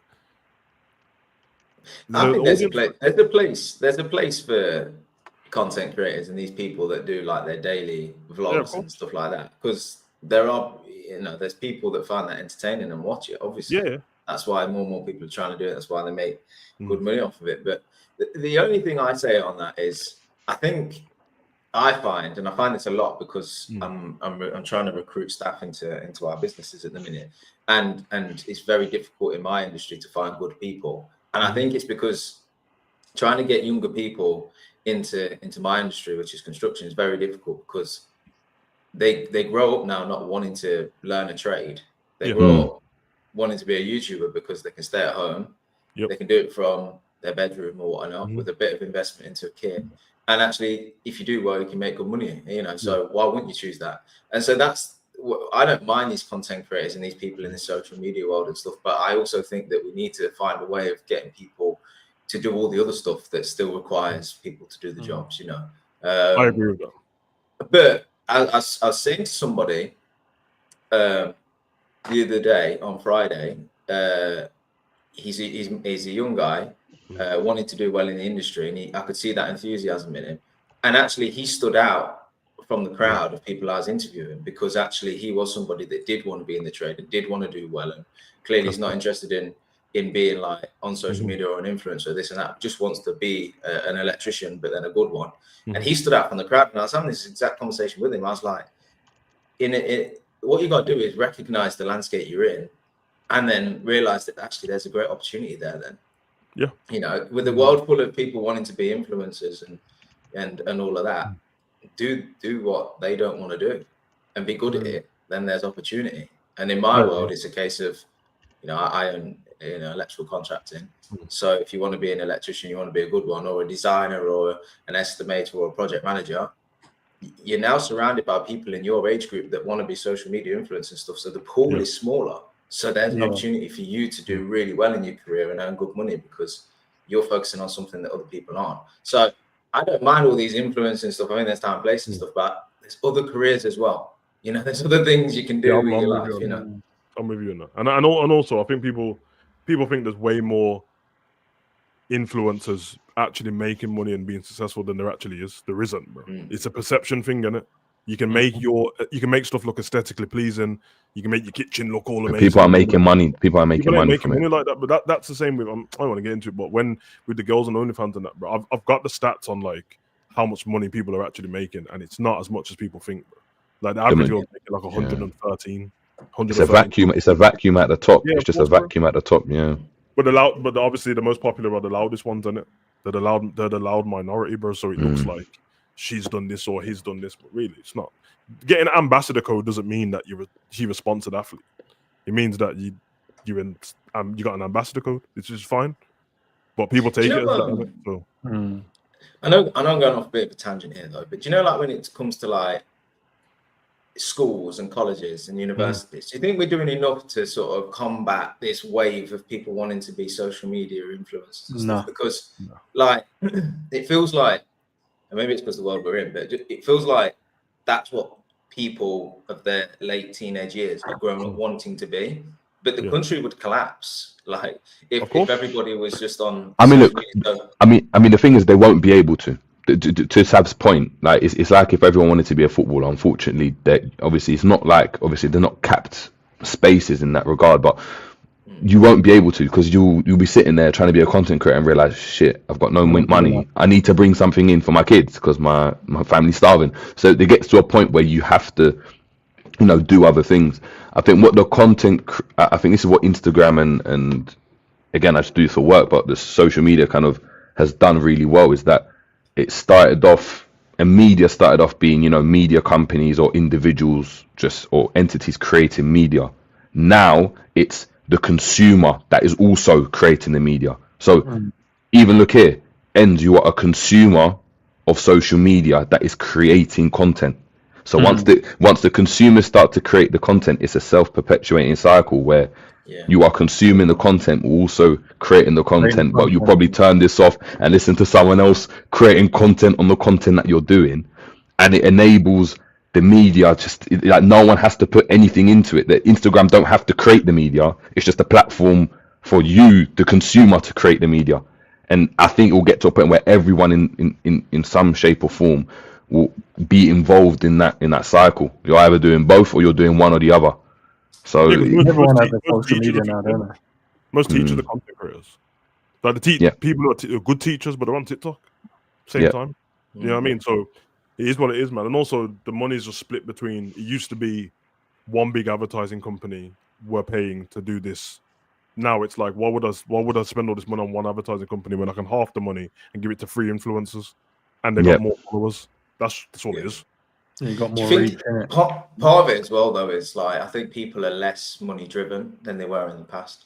Yeah, and I think COVID was a massive thing in that people then learned that actually being at home more and having time to do things you enjoy is probably more valuable than working more hours to make more money. And I think that's the diff, because I find that when I offer out salaries to my staff, I'm looking at that going, Jesus, you'll make more money than a lot of different, you make more money than all them influencers and stuff, but you are going to have to work 40 hours a week, 50 hours a week. Yeah. No, you can't work from home because we're a team and I need to talk to you every day and this and that and this and that. And then suddenly they don't want it. And then so that lure of like making good money doesn't. I think it's more to do. How'd you come back? I want to stick with that just quick. Sorry, Jay. How'd you combat that then? Because I think that's a very valid point. The fact that you can give them all the money they'll probably need in their life. And they're like, no, I don't care about that. I care about this, which is time and doing the things I actually want to do. But I don't think, but you see, like, I don't think people, it leads to that point. I don't think people are sitting there thinking, oh yeah, I don't care about money because I really want to do what I want to do. No, you want to do what's easy and where you think you're going to go. And let's be honest, right? Whatever Cab's providing, whatever platform he's providing, it's a job, isn't it? A lot of people, that's not their passion. It's their job, or it's a potential career. It's not their passion in life, right? But what a lot of people are doing is they are looking at content creation as this goal, because it's, and again, it's perpetuated by the media, where you're visible. You can become Insta famous. Everyone's going to know you. All these brands will reach out. You're going to be able to get your money. You can go and flaunt your Louis Vuitton bag. You can go and get your car. You can go and travel like that couple that do the travel vlogs. We don't need to do this. I can trade. I can go and show off my Rolex or my AP. And people have this vision that that's what the content creation is going to get them, because that's what's shown. No one, a lot of people aren't doing content creation because it's just like, yeah, I just care about whatever. I really care about, I don't know, Potter. I mean, some people do, right? But a lot of people, the content creation's all about, again, the OF, the this, the that. Is how can I become famous? And I think there's actually more focus on money, but people haven't got the graft that they want to do, where they have to go and put in the effort, as Cav's talking about, which is like, oh, if I've got to go into work 5 days a week, then yeah, I don't want to go and do that work. Yeah, because you're not looking at that route as a viable option to go and make money. You're looking at that route as, it's just going to pay my bills. It's going to pay my bills. But if I do this, imagine it pops off and then I can go and work in a yeah, and it's just this narrative when you realize that actually, no, that's not the case, because there's a power vacuum at the top. The passionate people who start with not money in mind, some of them change, innit? And they realize that, oh, it's a lot harder than I thought. And now I realize you can do this. Bro, it doesn't work like that, man. Like, you just think that Sky Sports are just calling you all the time and paying you money. That's what people think, innit? Because you're right, bro. When it comes to influencers and that, what they put it this way. Yeah, I get. Even there are some people just honest way, but we're in content creation and that. There's people that you can ask. I just know the stats on nearly everything in it. So if someone tells me they're getting paid a certain amount of money from YouTube or something, I'm just like, you're lying, bro. Yeah, exactly. Like, I already know you're lying. Like, I can prove it. But if that's what people do, and then everyone's watching them, they're like, well, I can be like him. I could just turn my camera on and do this. It don't work like that, bro. At all. Yeah, and the thing is, it's hilarious, right? Because even in the football space, there's certain people, right, that are, you would look at, and from the outside, a lot of these people will be thinking, oh my God, he's everywhere, he's doing this, he's doing that, he's got, but next thing you know, he's asking people for money on the side, and do you know what I mean? So when that's happening, when that's happening, like, you need to realize that the show stuff, the stuff that people, this is all a facade. All the stuff you go and see, the girl that's got even the 20, 30, 40, 50,000 followers, 60,000 followers, it's all a facade. It's all a facade, because you are not making money from that. Yes, you're making some chicken change, but guess what? The majority of millionaires in the UK or around the world, how do they make their millions? By working a 9 to 5. Yeah, it's working a 9 to 5. There's more millionaires in Canary Wharf. There's more millionaires in Canary Wharf that work 9 to 5s than people that just, whether I'm just going to start and I'm going to be an entrepreneur, I'm going to do this, I'm going to go and do that. Problem is, you have to graft, to Cav's point. But that's where the issue is that we're part of a generation now where people don't want to work. It's the saying that I was always taught when I was younger, right? I remember my grandma used to say that, and you guys probably heard it, is tough times create hard men. Hard men create easy times create soft men. And obviously it's not about men, but what it is our grandparents, great grandparents had it tough. So where I come to the country, I don't have a lot. I'm working 5-6 jobs to make it really easy for us guys, where again, your kids probably have everything they ever wanted. Like, when you're thinking about, oh, I got this game, I've gone to this holiday. By the time they're 5, they've already been on 5 holidays out the country. Look at your parents at that time, they've never left the country, right? And now what it means is that the generation that we've created now is so easy for them. The idea of having to graft, they can't grasp it. What do you mean I've got to work 3 jobs? That's the missing link, though. That's where everyone has to do better in society, because you're right. But there is times when you look at them and you're like, it's not even your fault, though. No, it's not. It's a society thing. Yeah, it's not. And people older than you telling me about back in your day ain't helping me, bro. Because you're telling me about grafting when I don't need to. So what's the next thing for me? Okay, be a good person, look at these different trades and stuff like that, and see what I can do. But just telling them all the time that, like, yo, we need to make it harder for you. I'm like, why would I make it harder for myself? Like, it doesn't actually make logical sense to make stuff harder for yourself, does it? Naturally, it doesn't. But unfortunately, that what will happen is we'll get to a point where the soft men will create the hard times. So there will be hard times, and that will just naturally spur on people. Because again, if I've got a business, bro. There's times where I've had to graft.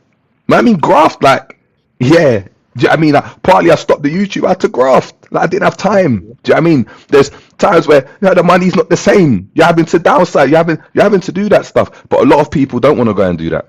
They don't want to go and do that. Honest people will help younger people get through that. If everyone's honest about stuff, you know what I mean? Because now what they're going to start, they'll start bringing in lessons in school. I think my nephew had it in primary school before he left. He's left school now, where they started to bring in social media lessons and stuff like that. But it has to be people that know what they're talking about, and they're not just trying to be like, I just got one viral video and I shot up to this many subscribers. It can't be that, bro. It has to be when because we're quite hard on ourselves with certain things, and then some people make it sound ridiculous. But you create the thumbnail. Yeah, but that's a designer, bro. Like, it actually has a job title. You just produced the show for us to come on. You know what I mean? You directed this, you hosted this. But when everyone just like, I'm a YouTuber, of course it sounds easy to the kids. What, you didn't even tell us that you was a director. When you go put 10 job titles out for one video, and then you realize, oh, I got to do all of that. Yeah. And then what about the views? Oh, they're not guaranteed, bro. Okay, but what about after when it's not guaranteed? Now the video's just dead. It's done. Like, it's never coming back. What do you mean? No, it's done, bro. It doesn't matter how much you put effort into it. It's okay. All of a sudden, I might get a job doing something else still, because that don't really sound. But it's right, especially with stuff like that. And you're seeing it with all these micro influencers and stuff, where you look at it and you look at the profile. I'll send it to you guys, and there'll be a girl there, and you're like, right, all right, yeah, what? Instagram's popping. All the pictures are aesthetic. They're this. Took a picture of the fit. She's got the watch, the matcher, and you look, she's got 3,000 followers. And it's like, yeah, because guess what? In these industries, and this is why I never, like, business-wise, I can never go into those industries. Is you can't look at the numbers, crunch them down, and be like, if 2 plus 2 equals 4, 4 plus 4 will then equal 8. So as long as my output increases, that's going to increase. With this, it's just chance. Like, this video now ends, and the thing is, this is imagine it popped off and got 1 million views. That's it. But you didn't know it was going to get 1 million views. You've probably thought the video where you worked harder on, that you're like, yeah, tactics, this was going to get, but it never did, because you can't quantify just what does well. And that's the thing. You're grafting without let's be honest, you don't know what's going to pop off. You get an idea, you start to understand, if I drop this, it's probably more likely to do it. But you can't ever guarantee me that, I dropped that video, it's definitely going to get that amount of views. And in the football space, bro, the most popular videos end up being the Champions League draw and the transfer window. But nobody cares about that once the transfer's done. Go on everyone's channel and go to the most popular video, bro. I'm telling you, it's going to be like in the transfer window. Oh, this geezer's coming to this club. I didn't wake up that morning setting out to plan this, so hopefully this many views get in. So that's how it works, bro. And then companies get involved and they're like, yo, I'm going to send you this QR code and that to do this, bro. And then they're going to do it to the next influencer. And you're disposable, by the way. You're not that special. You're not that special at all. And then the biggest influencers, well, the reason why you know who they are now is because they're popular. Go to the oldest video, bro, and then find out, this channel was created in 2012. Yeah, bro. And it's just popping now. It's truth, isn't it? Yeah. I think this is actually a topic I'm quite passionate about, which is why I stay quiet, because we'll be here for another 2 hours. But and it's only because I work in the construction industry, and then through you guys, I sort of get involved in like the football content sort of creation space, and I look at almost two different worlds, and I almost see it as like I'm really passionate because I'm an employer. I'm looking for good people, and I'm struggling to find good people, because as the years have gone on, people have left the industry. I don't think there's been enough funding in trades, and so now we're at a point where there's a massive gap in the industry where you've got like 40, 50-year-olds that are dead experienced, used to working, making good salaries, a huge gap. And then younger people that are actually wanting to come through and do well and whatnot. But like, I'm looking at people my age, I'm 31, almost 32. And I'm like looking around at all my peers and going, there's no one at my level doing what I'm doing. Why not? Why can't I find good people? And it's because you switch on YouTube, you can see content creators, their daily life, what they're up to, whatnot. Go on social media, what they're up to, whatnot. But there's no one in the construction industry, which is a massive industry, obviously, in the country, right? It's huge. Yeah, it's huge. I'm in the same industry, so I get it. Yeah. There's nobody creating content that reaches the masses that says, this is what you can do as a career, and this is the benefits of it, and this is what you can achieve. And so there's nobody fighting back the trend. And so if I said to everybody I interview and I tell them about my business and stuff, they're like, oh my God, that sounds great. I didn't even realize. I'm like, yeah, because you're not going to. Like, someone has to make you look sexy, innit? Yeah, and that's the truth. You know, like what I would say, I don't know how, maybe I should think about it this way, but no, you should. I was literally thinking that you should. Yeah, and we told you about doing a podcast on it before, bro. So I know, but I've been in my industry for 12 years, and as it stands right now, I'll let you into a little information. It's not arrogance at all. I'm just passionate about it because I think other people can do it, right? And I don't think it's being portrayed enough. I'm 31, I'm 32 in Feb. I've been in my industry for 12 years. I'm an electrical designer by trade. I design electrical systems that go into buildings, okay? So I give those designs to the electricians that go on and then get installed. And just from moving from company to company, I've met different people and whatnot. And I've met a couple of people that own electrical contractors, and they see me and the way I work and the way I apply myself and thought, that is somebody I could work with as a business partner. And so now I own 3 companies. I own an electrical contracting business, a solar PV company, and a cable pulling company. And we're just thinking about starting an LV panel building company, right? Them 3 businesses alone, and this isn't arrogance because this is revenue, not profit. I'm telling you. No, them businesses added up do about 50 to 55 million pounds a year, right? That's revenue, obviously. Getting jobs is the easy part. Making money is the hard part. Exactly, 100%, 100%. So I'm only telling revenue to give you idea and scale and tell you a little bit of my story. When I talk to people that come in the industry and they're thinking, I want to be a designer or a project manager or an estimator or a design lead or whatever it is, I'm looking at these people thinking, if you're in your 20s, 30s, if you start now, within 5 years' time, you can make good money, good salary. And if actually then you're somebody that wants to stop there, you can be on 40, 50, 60, up to 100K, right? In them roles. But if you're somebody that actually wants more and you're ambitious and you want to own your own business and stuff, because the pool is so small of good people, you stand out if you're the person with that drive and ambition. And just naturally through the contracting world, you'll land with the right person that can give you that opportunity. And suddenly then you can start your own business. You can make good money. And 100%. If I told that story and I shown people that, I actually think that is what needs to happen to combat everybody wanting to think that need to do social media to be thinking. Now, when you said what's the sellings, I said to you, money's not a big driver for a lot of people. They want their time back. They want the freedom. They want to do what they enjoy. As Jerry said, they don't want to work. They want the work, what their hobby to pay them, basically. So how I sell it to them is, in the construction industry, you actually build live projects. They're real. It's not theory. You don't have to go onto an app to see it. Go drive down the M1. You'll see all the buildings that I do. You know, you build schools, hospitals. You know, I'm in the industrial sector, so I do a lot of warehouses and sheds and stuff, right? And that's the sell. You actually will make something that a building that will probably stand up for 25 years in the future, and you can then be proud of what you've produced. That's the sell, is you're creating something actually physical, as well as naturally what comes through your career. So I think it's interesting. I don't have kids, so I don't see what goes on in schools nowadays, and I don't know what education is there. And I know that these career fairs and things happen, but I often look at it and think, I look at a lot of people. They're never trade focused though, Cameron. They're never trade focused. They're never trade focused. And I often look at people that do social media and influencers and stuff, and we talk about it a lot. And I think, do you know what?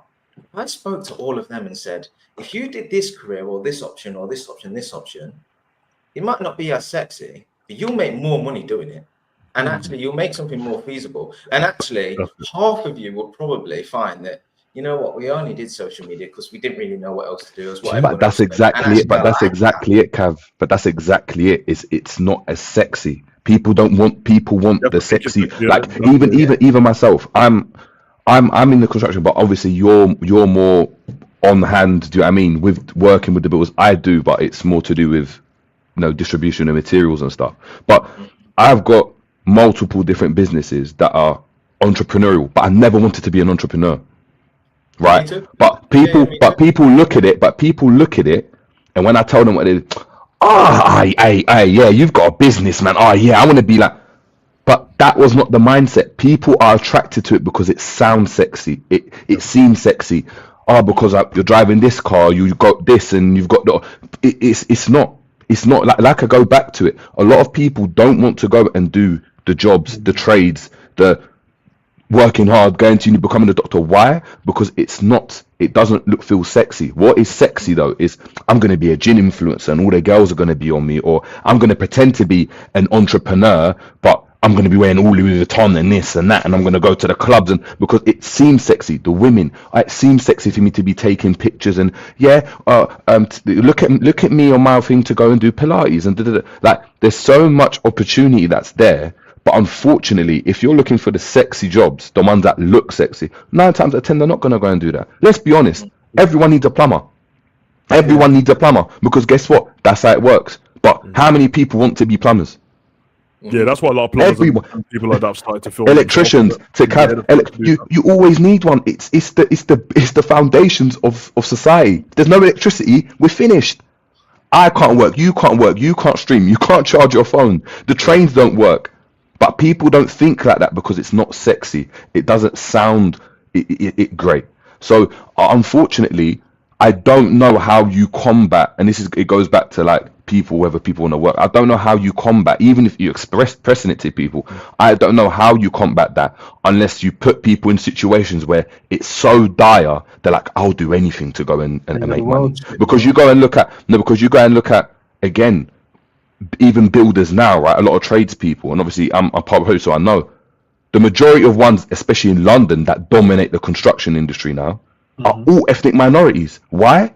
Because they came to this country and they had to work. So when you're talking about that gap between 30 to 40, right? And you obviously got the 50-year-olds that done that. They're all Polish, Romanian, Albanian, Asian, South. Why? Because when they came they had to work. It's not about it being sexy. I need to make money. And lo and behold, they went and done what they had to do, X, Y, Z.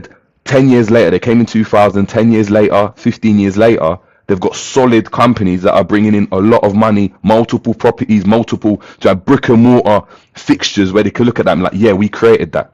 To Cav's point. But people aren't going to want to look at that if they're looking for the sexy job. They're looking, again, and we speak about this in the black community a lot. Black people, I'm going to be a rapper, I'm going to be a basketball player, I'm going to do this. Yeah, because that's what's pushed. That looks sexy. That looks amazing. But when that doesn't work, what happens? Nothing. Yeah, and it's a low percentage as well. You have to merge the worlds, man, because you can't live in the past, innit? So, again, you're not going to get these people to want to work hard in it, so you have to show them something and show them what the results are. The thing is on influencers and all that stuff, they're showing you a result, whether it's fake or real.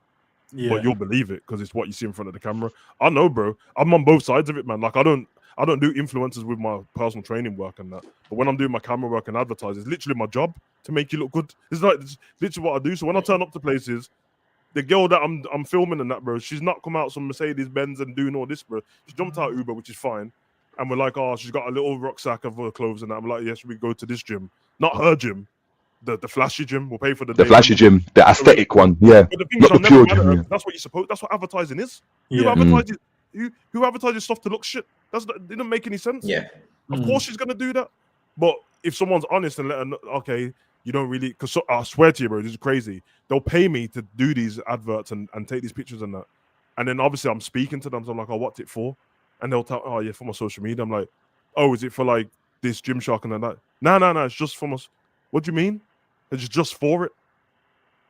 No, there's no end goal. It's just to look. That's it. Yeah. And then hopefully some company sends them protein shake and the discount code, and they're good with it. Well, they'll find out the hard way. They'll find out the hard way when it don't work anymore. And you get one bit of cellulite and they're ready for the new girl to come in. That's what happens, bro. Do you know what I think we need to do? Because I think about this a lot because I need staff to give me my time back. It's the honest truth. You guys know it. Like I work, you know, when I'm working on a Saturday, I'm sat here thinking, just get me anyone because I want my weekends back, kind of thing, you know. So I'm thinking, how do I get these people in? But the people I bring in, they've got to be here for years ahead. They've got to be long term. Makes no sense, and get your train of thought, or at least it has been for me, is to really strip it back to basics and think, what are influencers getting out of this? If it's that connectivity with other people, I think. It's like it's people naturally, whether it's our human instinct to want to connect with other people, right? So then I think, okay, then my sell as the business needs to be, you're part of a good team. Yes, you do need to come to the office 4 or 5 days a week, okay? And you are going to have to work 40 hours a week. But whilst you're here, you'll find that you're surrounded by good people that are working together, that have got a common project and goal. And actually that subconsciously gives you that connectivity, right? And that gives you that happiness. And then you make friends off of it. You know what it's like when you work with people, your colleagues become your friends at times and stuff like that. And that's what you kind of almost got to get across to people to convince them that actually it's a good thing to come in and work here, kind of thing. And so I think that's the gap that we need to bridge. It's like you're posting all this stuff on social media from your phone, sat at home in your house, and you're probably not speaking to a lot of people because you might have thousands of followers, but you don't chat to them all, you know. So they're only followers, they're not friends, they're not people that you're close with. Whereas if you come into my line of work, you can work in a team of 30 people that you actually talk to, that you actually connect with, that actually support you and discuss things and bounce ideas off and all these kinds of things, hear each other's experiences. That's more connectivity than you just posting something and getting 10 times the amount of likes, you know. So that's the sell. But it's not just my industry. It's like, you know, you can look at the next biggest one, the NHS. No, you know, people leave school wanting to be, you know, girls especially leave school wanting to be nurses. Why? Because when they leave school, they don't really know what they want to do, but that's what's put in front of them. You know, it's like the NHS is there. You've been to the doctors, so you've seen what the jobs are there. You know, like 14, 15, you've probably been to the hospital already, so you know that nurses exist. So that's what you sort of look at and go to. And it's not an easy career to become a nurse. There's a lot of struggles and strain that comes along the way, but you've seen it, so you think you can then do it. You're aware of it, and but when they get there, it is a tough job at times. But nurses have this incredible thing where they sort of band together. You know, if you work for the NHS, you're like part of this institution, and you feel it. You know, and so they've managed to do it. They've managed to do that connectivity inside that industry. And I know the NHS is really struggling, and they're cutting salaries in there, which is terrible, and they need more people in it.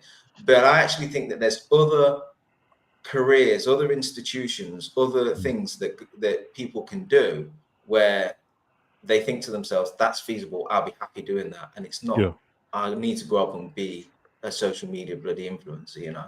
I feel like we've got enough for them. So yeah, I don't know how we tackle it, but maybe we all become politicians, and that's our thing. You know, the problem you're gonna have as well is it depends on the numbers, right? So it depends on if it's like dire and we're losing out on people that want to do trade.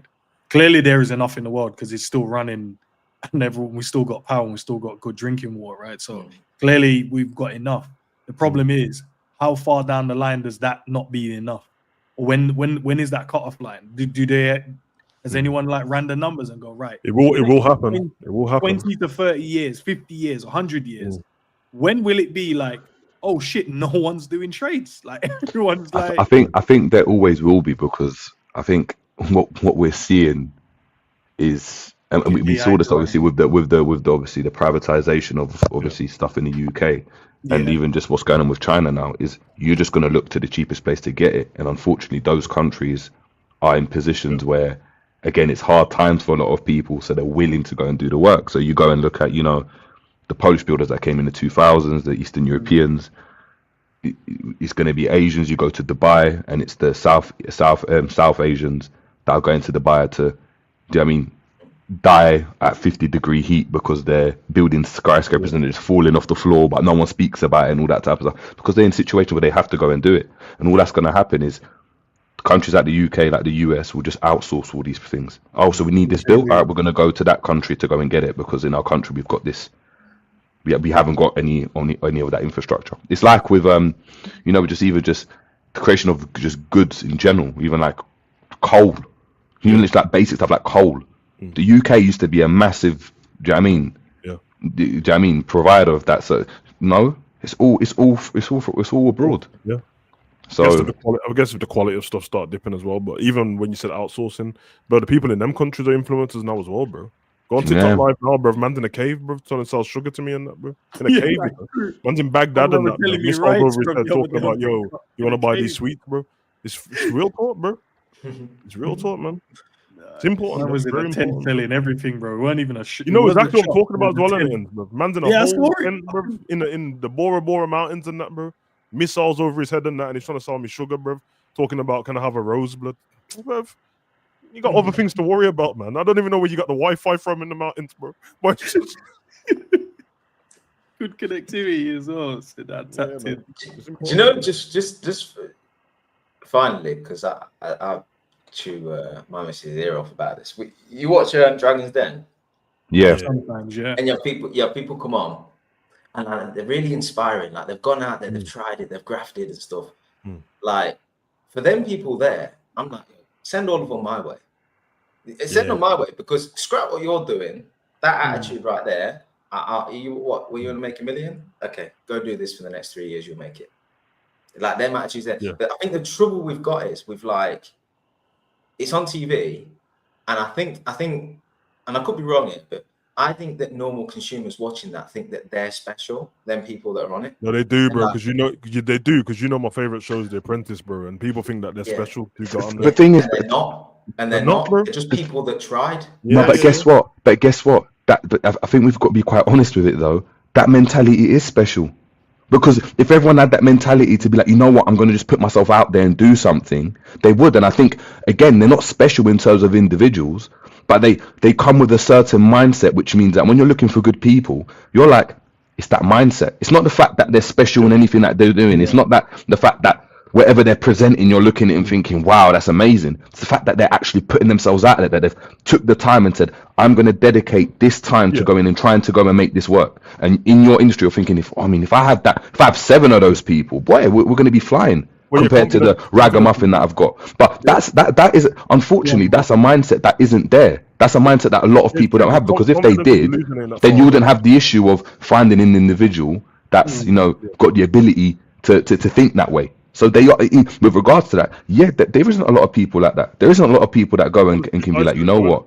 There's two sides to it. Confidence and delusion ain't far away from each other, bro. And things are delusional until it's not. So when I watch The Apprentice and that, bro, without them speaking and you're watching them walk over, the canary walking over the bridge and that, and then they give that little stupid speech at the beginning. I'm like, what? Who's this prick? What are you talking about? And then you watch the show, and naturally you're like, raw, like I really could have went on this show. This man he doesn't know what he's talking about. Idiots, yeah, some of them are idiots. He what he's talking about. This is the basic task of buying and selling, and his office. I'm like, so you really got on this and you're at home like doubting yourself, bro. Like, nah. Exactly. You're looking at thinking, how the hell have you gone to that shop? Bro. You went and you knew the guy told you the price is £20. You tried to get it for £5.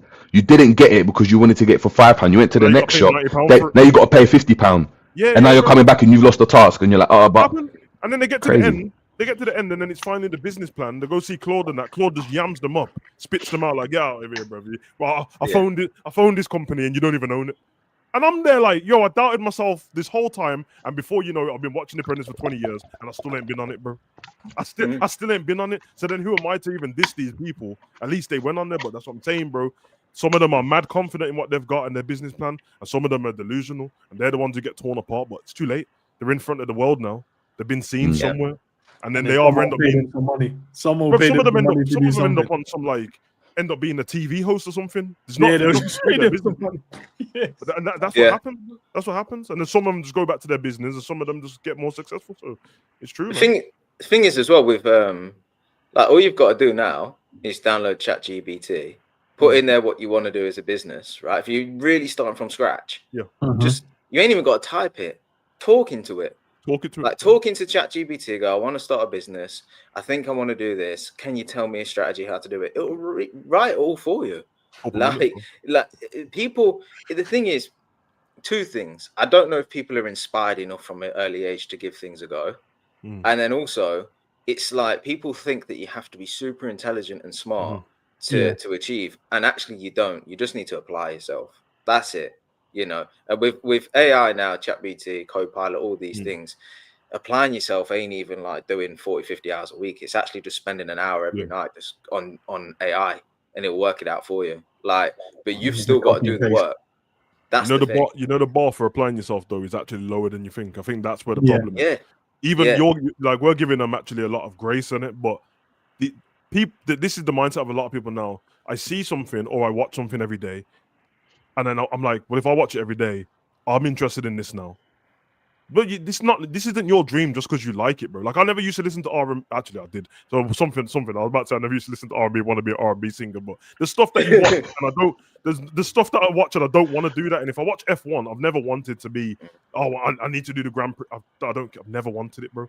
But now people watch stuff and they're like, yeah, I want to do that because I can do this from my home. I can do this. They try it, and then literally in the first day, they're like, yeah, you know what, bro? I'm not really feeling this. I'm gonna jump off. I'm gonna do something else.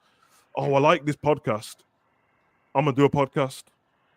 Then 2 weeks later, there's no podcast.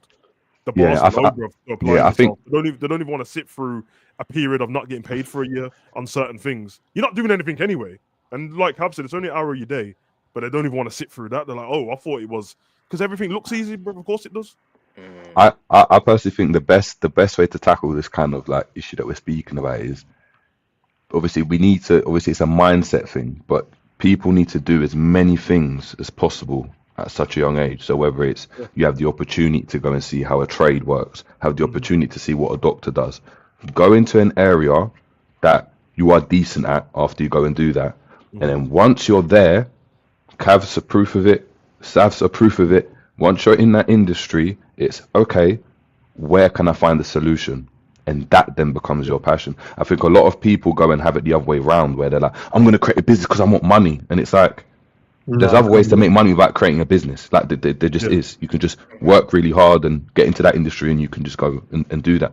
But the way businesses are created, it's finding a solution, tackling a problem. So within a certain industry, what is the problem? What is the solution? If you can go and find the solution, that's what goes and makes you the money. It's not about becoming a content creator just because I want to chat about Liverpool. Exactly. That's I want to check why but the difference would be if someone's and anyone here is looking at, because obviously a lot of us on the Liverpool space are thinking about becoming a content creator for Liverpool.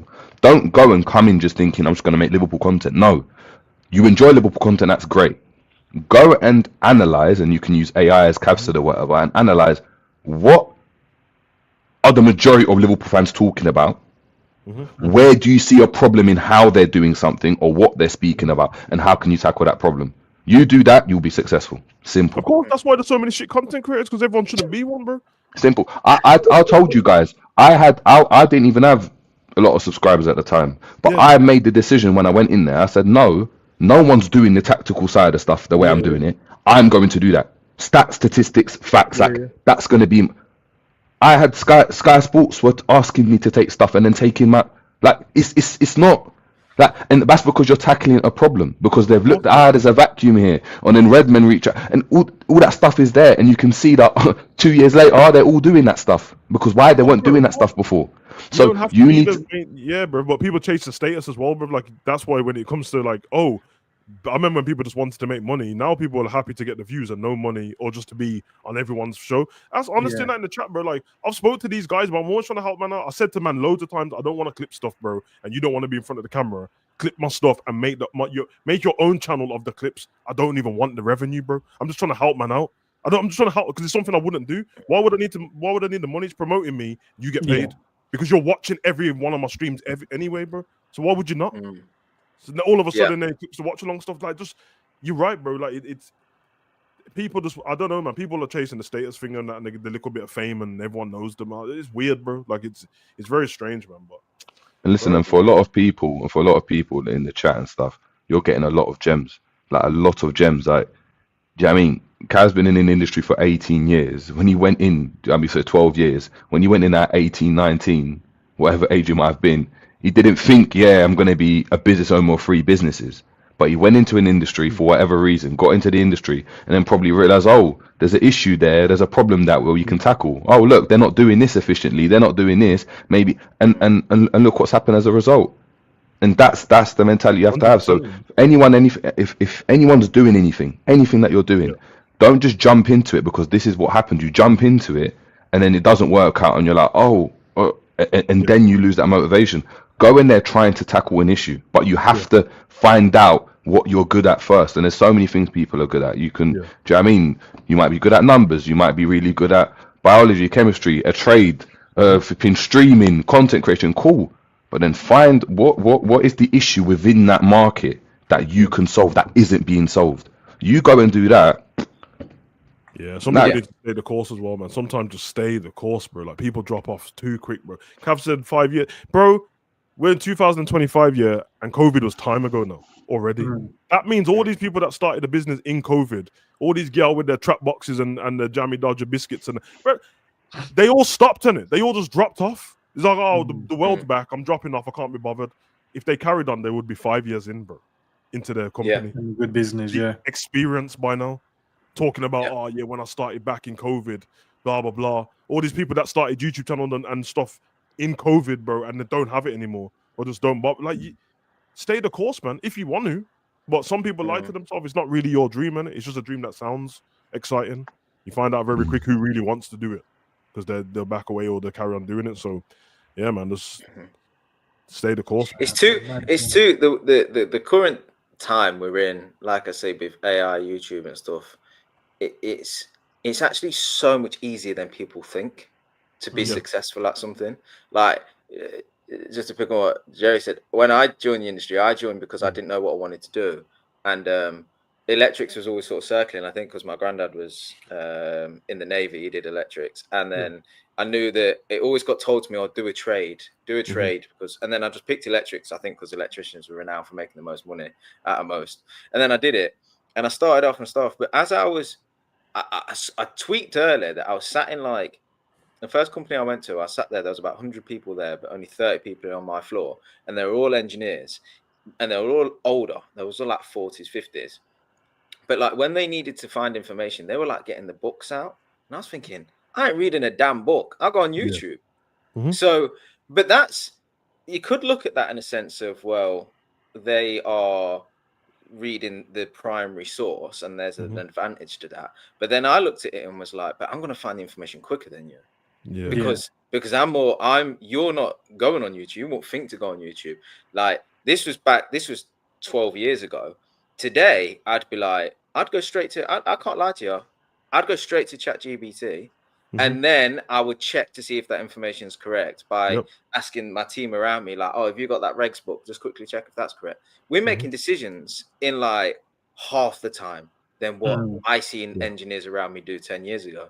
So when we think about like how to start from scratch and then get somewhere where you are happy, as in you're in a job you're happy in, or you work on projects that you're happy with, or you're making money that you're happy with, actually nowadays you can get there so quick because not only have you got resource around you, you've literally got AI that you can talk into and it will find that resource within seconds.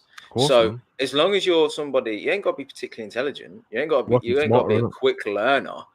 Like, that's why I say you got to apply yourself and just think, be willing to ask the questions and you'll get there quick. And that's why I just think I actually look at content creators, just to take it back to it, and like how long they've been doing it. And I'm just thinking, you might as well have just put that time into something else because you'd be doing so much better in a different industry in that same amount of time. So it's about educating people on that, though, isn't it? It is educating because you think what you just said about content creators. If YouTube didn't exist, bro, how many of these people would have went and done journalism and tried to get on Sky Sports? None of them, bro. Because you didn't really want it, did you? You done it because you thought it was easy, bro. But I think when everything becomes so easy, then even easy is not easy to them, which is crazy to me. That's why people are still asking, oh, I'm going to start YouTube channel. What should I do? you just want to make small talk in it. Yeah, you're actually pissing me off asking me how do I start a YouTube channel when YouTube, you can search YouTube how to start a YouTube channel and it's got videos from 10 years ago till now. Yeah. But don't mug me off, bro. Sometimes when people say stuff, I'm like, what are you talking about? Oh yeah, how do I drop weight? No, thankfully most people are stupid and don't YouTube it if that's the case, because I wouldn't have a personal training job. But I tell people while I'm training them, you don't actually need me. You know that, innit? You don't need my It's mad at that point. That's what I'm saying. At that point, you're just an accountability person, innit? You're someone, because really and truly, you could type it into, oh look, this is my weight right now. How do I go and lose weight? How do I go and find my macros? And it just spews out the information. The other side, but the other side of that is as well is that you're undervaluing the knowledge that you have as well. And I feel like even though you can go and search it and it's quicker and it's faster, but at the same time, there's certain things you'd have probably picked up over the years of like looking at different body types and different age groups and whatever. Yeah. And you can go, right, I can see straight away we could fix this. And that's a quicker time than them actually go and search it, going through that video. Let me go and check this one. The only as thing well. that AI doesn't have with me is they don't have the human experience. So that's exactly what I was about to say, sir. That's the only thing. Because even the information that you're talking about ends right now. You were talking about. Remember, ChatGPT's been out for 3 years, 2 years. Nah, in 10 years. Oh, I can't lie. No. But this is that particular OpenAI source. Yeah. In 10 years time. The low level one as well. Like it's already beyond. 10 years time, the free one. I obviously because of work, because my platforms have been for about 2 years now powered by AI, right? Different OpenAI sources like Lindy and stuff like that. Yeah. People research Lindy, Perplexity is crazy. So there's nothing that these. I don't have to do anything with certain kind of aspects and models of the business. Order comes in or an inquiry comes in from one of the clients. Lindy automatically picks that up, responds to the email, puts this email and categorizes that email for me, puts that into this spreadsheet and does this and does that. I just open it up and go, okay, that's what needs to be done. I'm telling you, all I'm good for now is human interaction, bro. I'm not good for anything, bro. But I'm honest with it, so I'm already ahead of the. I knew this ages ago when we were getting seminars 5-6 years ago about this AI thing, what's coming up, and it's going to be able to do your meal. Oh yeah, so I'm there researching the meal plan with the maths and that of the macros, and now this thing can tell you in a minute. Or less than a minute. I'm like, okay, so I'm screwed. Give you the plan as well. Give you the meal. That's all it is, bro. They can tell you anything. Now, obviously, it can't tell the girl that her boyfriend split up with her and then she came in to train with me and that, and the hormones all over the place. I can be more understanding. AI is just on some logical thing like, yeah, I hear all of that, bro. But crazy thing is though, crazy thing is even on that. Go and message ChatGPT now and tell them, oh, I'm feeling really low. I've just done this. I'm sorry to hear that. It's over. Unfortunately, it's over. The only again, and this is for everyone, another gem, right? Do not. Everyone's going to be reliant on AI. The people that are going to be in control are the ones that know how to leverage it properly. Of course, bro. So the right prompts, the right information to provide it to go and create the right answer. If you know how to leverage AI in 5-6 years time, you'll be very, very well off. To be honest, if you don't know how to leverage AI, you'll be under the control of AI, where you just have to accept what it is. And a lot of jobs, are going to be finished. And to Cav's point, the trade is one where, unfortunately, we're not at a level yet where there's AI, that physical AI robots that are going to just install, electrical cables or an electrical plan into a property. That is still going to require humans to go and do that. So guess what? If you've got any intelligence, if you're 18, 17, 18 years old, younger than that, that's the route to go into, because the later you leave it, in 20 years time, there's probably going to be a robot that can do it. In Cav's business is going to be actually, we don't need to pay you because I can just invest that money in, and it's going to get it done and he won't be looking for good people. He'll be looking for good artificial intelligence systems. Yeah, man. I still can't we're in England, isn't it? Yeah, I'm waiting for the day. Like now, I secure a job. It's a 100,000 square foot warehouse in Coventry, let's say, right? And I get the architect's plans out, the structural plans out, the civils, the groundwork, you name it. I get get the specs, what I need to put in that building, and then I design it all up, coordinate it and whatnot, and then I produce drawings that the electricians go and build, right? Effectively, and hopefully they build it for less money than I'll secure the job on, and we make money, right? all of that process, I'm expecting within my career is going to be done by AI. At some point, I'm just going to basically say to AI, here's a folder of all the information for this job, produce me these designs, complying to this spec, and it will just spit out the drawings. Scanning all and the it will. detail, That will and happen at some point. At an optimal level as well. Yeah. What is the most cost-effective way of meeting this spec for these plans, and it will produce right? Socket goes there. If you put a socket 50 mil to the side there, then that's half a bit less off your drop, and you can save this much. That's what it's powerful of. But where then we need to, as people, do, and this is what Jerry's saying, is be mindful of that. Be tuned into that. Watch that steadily grow, and then change your business to suit. So I'm sorry if in 5-6 years time it means I don't need designers anymore because I've got a software. That's fine, but then I will need something else. Yes, jobs will be replaced, but jobs will be created, and that's the way it is. So it's about just being aware of these things and think about what at the end of the day, we're all predicting what we think will come along, but ain't that life? You make decisions based on the information you got every day. In England, we're in England and AI, we're behind already, bro. I know, like, people are just 2025 is the strongest year for people tuning into ChatGPT, like regular people, bro. They're already 5 years behind on that, bro. And that system alone, bro. Never mind AI. AI's always been here, bro. Have you guys tried to use Agent? Have you guys got the browser? No, I don't even use it. This is what I'm. So even guys, the browser, I can say, right, it's got all my details. I want you to order me this, and that for the best price possible on the market. I need delivery for this date. Go and do it. It has your card details saved on the browser just as it would on, do you know what I mean, on anywhere else. It does it. I don't have to do anything. People don't understand the agents right now, and this is, by the way, this is just the ChatGPT one. There are so many other OpenAI sources that are even so much more advanced. Hey Jerry, you got your browser open at the minute? Let me see if I can get that. Because you stay quiet and I'll order some things to my house. I do. It's Atlas. It's called Atlas for people that are watching. It's called ChatGPT Atlas. So if you go and look at Atlas, then that's one where you will see, and it's incredible. It's agent mode. And again, this is like there's other ones there. Perplexity is another one, and there's so many that you can use, and you can use them together in conjunction with each other to optimize certain systems, and it's mad. It's like once, and again, I wouldn't have known this 5 years ago, 6 years ago, 7 years ago, but it's just as you're going through it. It's mad how quickly it's quickly changing. I'm expecting one day to pop up on my phone, Ensman TV's gone live, and I switch it on, and it ain't Ends. It's Ends is like virtual AI or something, and it's just got Ends' brain wired in it, and it just speaks as him. It says his thoughts, and Ends is just out here on a walk doing something else. I've openly thought of doing that as well. I've looked at AI tools. I could literally just record a video and let it just do it itself. I've thought of doing it, and I was like, "It'll happen, bro.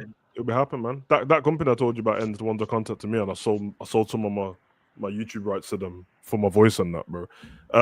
They brought my stuff so they can study me, bro, so they can give it to the AI. I had to take it. It's gonna happen anyway, bro. Man, don't do that. It's not right. Anyway, it's either I sell my rights or man, just take it, innit? Like, don't be fooled, bro. So I was fine, have it, bro. But they're like, we need to study the human interaction and how certain things move and that. Bro, I'm telling you, man, this is not new, bro. I get it sounds new. They've refreshed it. They've tried to, like, make it not look as scary to humans and stuff, but this has been happening. It's been happening, bro. Man, I've been doing surgeries and that with no doctors using anything, just watching it, typing stuff in. It's interesting, man. But the key is what Jerry said, and you have to learn it, innit? Get behind it. Don't be doing the old man thing, the nostalgia one. Nah, I'm not messing around. Okay, if your life's already sorted, don't. You want to get by in life and that. You want to stay. You'll get left behind, bro, by your kids. You get left. You have to stay agile. You have to stay agile in a lot of markets, a lot of industries, especially in the industries that I work in. The reason why they've done so well is because, and this is not me bragging, but they've done well because we've always focused on being able to be agile and move away from what the trend is. So, great example. What the first kind of business that I created was a alcohol distribution company. So, distributing beverages and consumables, so alcohol and like blue roll stuff like that, to bars, restaurants, nightclubs, hotels, all that type of stuff, right? Bear man, I don't drink as well. But what you realize is when you're looking at margins, a lot of competitors have brick and mortar warehouses, right? So they've got brick and mortar warehouses where they have to keep the stock, they have to do this. I kind of looked at them and was like, yeah, well, they've got to pay for that. I don't have to pay for that. So if I don't have to pay for it, it means I haven't got that overhead cost. So now I can undercut whatever price that they're giving. So the model was, I'll give you the best price on the market, and we guarantee to beat your price by 10%. Because you do the numbers and you guarantee to beat the price by 10%. Sometimes you get hit, but guess what? It's not at the beginning. It's not about making the most profit. It's about acquiring the market share. So by the time, 2-3 years in, you become the go-to guys where they're guaranteed to beat our profits by 10. So guess what? If a company's spending 5-6 grand a week, and by the way, these are how much these restaurants are paying every single week, because every single week they need to sell alcohol, so they need the stock every single week. You're 10% of that. So a 5 grand order, taking £500 off, you are saving them a lot of money at the end of the year. Now, if they're mass, that's an independent restaurant. If they've got multiple bars, multiple restaurants, you're talking 6 figures savings a year. That is massive for an industry like that. So that's where you're able to go and cut in and get in there. But it's about being agile. If someone else would have just went in and just been like, yeah, I'm just going to rent out a warehouse and I'm going to just stock up the stock and hope people come. No, it would have never worked. But I looked at how Amazon moved. Exactly. You got to pay extra people for extra people, workers, this, vans, this. Security systems you got to put, all of that type of stuff. Whereas it was like, oh, how did Amazon work? All right, cool. Did Amazon, a lot of people don't even know, but Amazon as an example, they didn't make a profit until like 5 years ago. Yeah, they're always behind, man. Same with Netflix. But what they wanted to do is acquire market share. You acquire market share, the valuation of your business is higher. This is why Netflix, I think Netflix will make a profit, but they just lose, bro. The Netflix is buying the Premier League football, Yeah, it's true, bro. It's the truth. It's the truth. That's what man have always said about buying a football club. It's not smart, bro.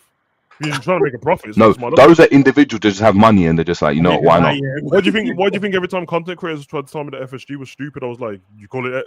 They made a profit. This is not normal. This is not normal to make profit like FSG's made in football, bro. And this is a gain for them, by the way. This isn't like the main. If you looked at John Henry, that's not the main thing. No. This is just sports. Portfolio. Yeah, 300 mil they brought us for. Well, we're valued at over 5 billion. But these men are stupid. These men are stupid, and it's FSG out, and they don't know what they're doing, and it's not good business. How dare I, bro? How dare I tell them that they're not a good businessmen, bro? Nah, man. But people don't understand it because everyone's got the little Dunning-Kruger effect now. You learn a little bit about something, it means you're a genius, bro. But you're not. And when there's real experts around and that just watching you, you look like an idiot. All I think when I'm online and I hear people talking about certain things, I'm like, bro, I don't need to expose my personal life and that. I didn't come online for that, bro. I just sit as I come on here sitting in my shades and my hoodie all the time, bro. You don't need to know about my life. All you know is I'm just sitting here in it. If you think I'm just behind my desk all the time, great. I don't want you to know about my life, bro. I live like a brokey on purpose, bro. I live like a brokey on purpose, bro. This is what it is. Nah, do you know what? That's a great point, because I think many people think that they probably watch, and I've seen like some of the comments like, "Oh, you man, whatever," and I'm like, if you know what everyone actually does outside of YouTube, you'd be so amazed. Like, oh, man, are doing this. They're just doing their own thing, and they're out here doing this and making changes and doing that. Yeah, someone said that to me. That's all about slut, and it was like, "Oh, says the guy sitting at his desk." First of all, you're watching the guy sitting at his desk. Second of all, I didn't want to be a football. I didn't want to be a football manager. I didn't plan myself to be slut. So whatever, innit? Them things do not bother me at all. Nobody cares, bro. Nobody cares. But I know I got people who are experts in certain fields and that, and we're online, and I can hear everyone talking, and I'm just like, that's not that, is it? That's just not the truth, bro. But it's I actually love this part. Yeah, man, let them act like geniuses. That was good. Hopefully people come and watch this part. Do you know what? I wish that part is what everyone takes away now. It was amazing. I know we always find a way of bringing it back to Liverpool. I'm trying not to do that, but you know why I'm so upset at the minute about Liverpool is because I felt like under Klopp, we got somebody that understood that human psychology that we're all talking about. Yep. Like he understood like how to motivate people, when to put his arm around their shoulder, but also he was humble enough to know when he wasn't good at something, and he brought people in to do them jobs. So he was so tuned in to the way that he thinks that people work and the world works and that industry works. And this is what upsets me about the club at the minute, is I think we're so detached, because I don't think we've got that. I think we've got like a fan base that is so passionate and just wants to go watch Liverpool as a release and can be emotional about it. It doesn't mean they're emotional people, but that's their emotional outlet in that respect. And then we got a manager that is so black and white and doesn't fully grasp the human psyche and all of that the fans want. And when Jerry said earlier that he focused on the tactical side of how we would analyze Liverpool and stuff, for me personally, I wouldn't do the tactics thing. I'd be looking at the human psychology side of it, because I truly believe that if you get 11 people on a pitch, but you motivate them well enough, that they'll give you a certain level of performance that's good enough to win. And I think that's where, just tying the conversations that we've been having in, is like that whole human psychology and how effective it can be. Like, you haven't got to be a neuroscientist, but you've just got to be aware and tuned into what's going on around you and the environment you're in and what makes it work. And I think that's where, you guys are talking now about people and what they find entertaining and what they tune into and this and that and this and that. That's what I think Klopp got so right with us, is that he just knew what we wanted and we could connect. And often that's what breeds success, isn't it?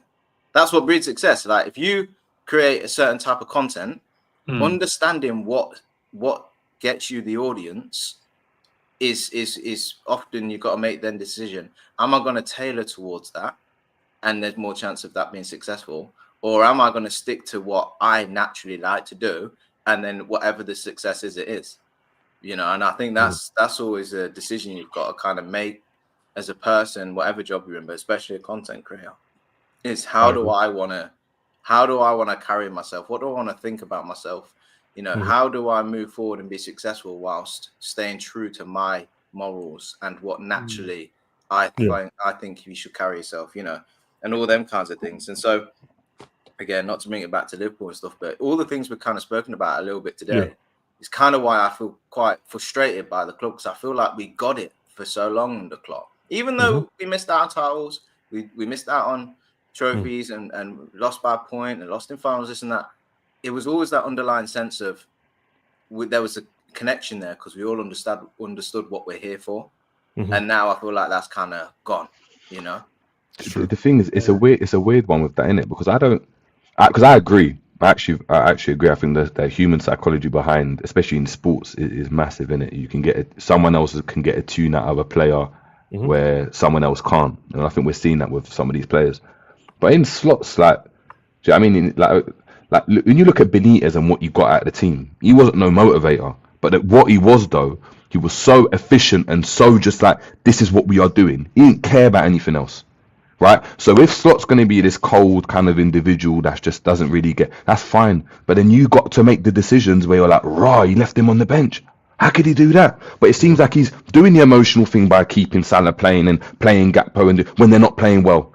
If Benitez would have never done that, Benitez would have been like, you know what, Salah, you're playing left wing back if I need you to play left wing back, and that's where you're going to play, and we're going to make it work.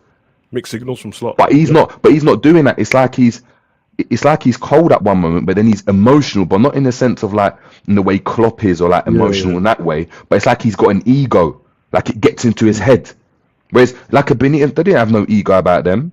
It was like, this is what's going to happen. Gerrard, you're playing on the right. That's where you're going to play. Doesn't want to play on the right, but guess what? Has his best season in terms of numbers from the right hand side. I think Slot's belief in what he's doing and what his philosophy is his main thing. I think he really believes it as well. And I just think he's thinking that, like, as he says all the time, fine margins, brother, the reason why it's not working. But if you're that sold on what you're doing, bro, and it's not working and you're still going, that's kind of crazy to me still, bro. I don't know. But he's sending mixed messages, what you said, bro. He's on two sides of the coin with that. They don't work, bro. They either have to buy into the man or they got to buy into the project, or both, bro. Can't be like none. Man can't just be none, bro. Some players probably don't like him for obvious reasons. Some men are like, yeah, we can't even buy into the project, because as soon as the projects become solely yours now, it's trash. Yeah. He's trash. So you get me? Because obviously they didn't buy into him when he first walked through the door. Most of them didn't know who he was. Virgil played against him and didn't know who he was, bro. But then you start to get tune out of him, start winning games. You're like, you know what? It's all right. We're gonna win the league. Okay, we got belief in you now, Gaffer. What's next? You built the trust. What's next, bro? And then he's like, oh, we're gonna buy these players. Okay, let me sign my contract. And then the season starts. Pre-season's there, and they're like, hold on a minute, bro. Why did I sign my contract? What is happening here, bro? And why is this happening? And why, when I just told you, Gaffer, there's a hole there, we need a DM to cover that. And he's like, yeah, don't worry about it. I'll just pass the ball to Kanate every game. All right. You'll find out the hard way, bro. And now we go where we are, man. So I'm with you. Well, use that, because we could probably do this at this point in time. We do that, sack the manager, right? And then just let an AI software run the team. Run it. It's going to happen sooner or later. Input all the tactics, input all their fitness, all their biometrics, everything, live data you input into it, and then it just spits out, right, this game day, you need to do this. This is your training exercise. But you still need the human element. Still need fuck that. We ain't got one now. And we ain't got one now. We ain't got one now, bro. At least ChatGPT's got that nice girl's voice and that, bro. You know, like that. Okay, Salah, I'm going to take you off right now. Put Chiesa on for the next time. Right, listen, it's all jokes now. Cam's right though, man. Like we'll see eventually. What's gonna happen is someone's gonna go win the league, and then they're gonna tell us after that what they used, bro. They won't tell us before. Just like with Moneyball when he came in with Michael Edwards and that. Moneyball was in baseball, bro. They brought it over here. All of a sudden, now everyone wants to talk about all these geezers who worked under Klopp and Edwards and all that. They want to talk now in their podcast because we've won the league under it. When it was happening, man weren't making podcasts about it, bro, because it might not work. Guys, in the chat, by the way, that's another example of finding a solution to a problem, right? You want to go and optimize training sessions and stuff. Someone here in this chat could easily sit there and be like, you know what? Why don't I go and have a look at this? Let me spend an hour today in the evening and find out how. Jay, nah, stop getting ideas. Bro, look at him, bro, for the people. We'll talk offline. I ain't trying to show that gym. That's my gym. I'll optimize on that myself. Sorry, you guys can't have that one. I'm sorry. I hear it, man. Especially in a space where you need to be trying to be. Apologies, Morris. Apologies, Scraps. I tried to help you, man. I'm gonna wrap it up there. I wanted to go into the other video, but I think now I want to leave this segment because this segment was cold, by the way. So I'll leave it on that. You guys shared some knowledge, drop some not even just gems. You drop some cold gems. I think I'll leave it there. Now, look, Morris, RTV, my bad, but I do certain things on my own business that I have, and I don't want to share that yet. I want to run it my way. Let me make my money that way. You guys can learn that later down, man. Don't worry. Once I'm a year in, then you guys can do that. Then I'll share it. Jerry, don't share too much stuff. Don't share too much then. All right. Big up to you. Savage, big up to you. Big up to you, Jay, as well. Big up to everyone watching in the background, watching it after. Love, man. Peace out. Peace.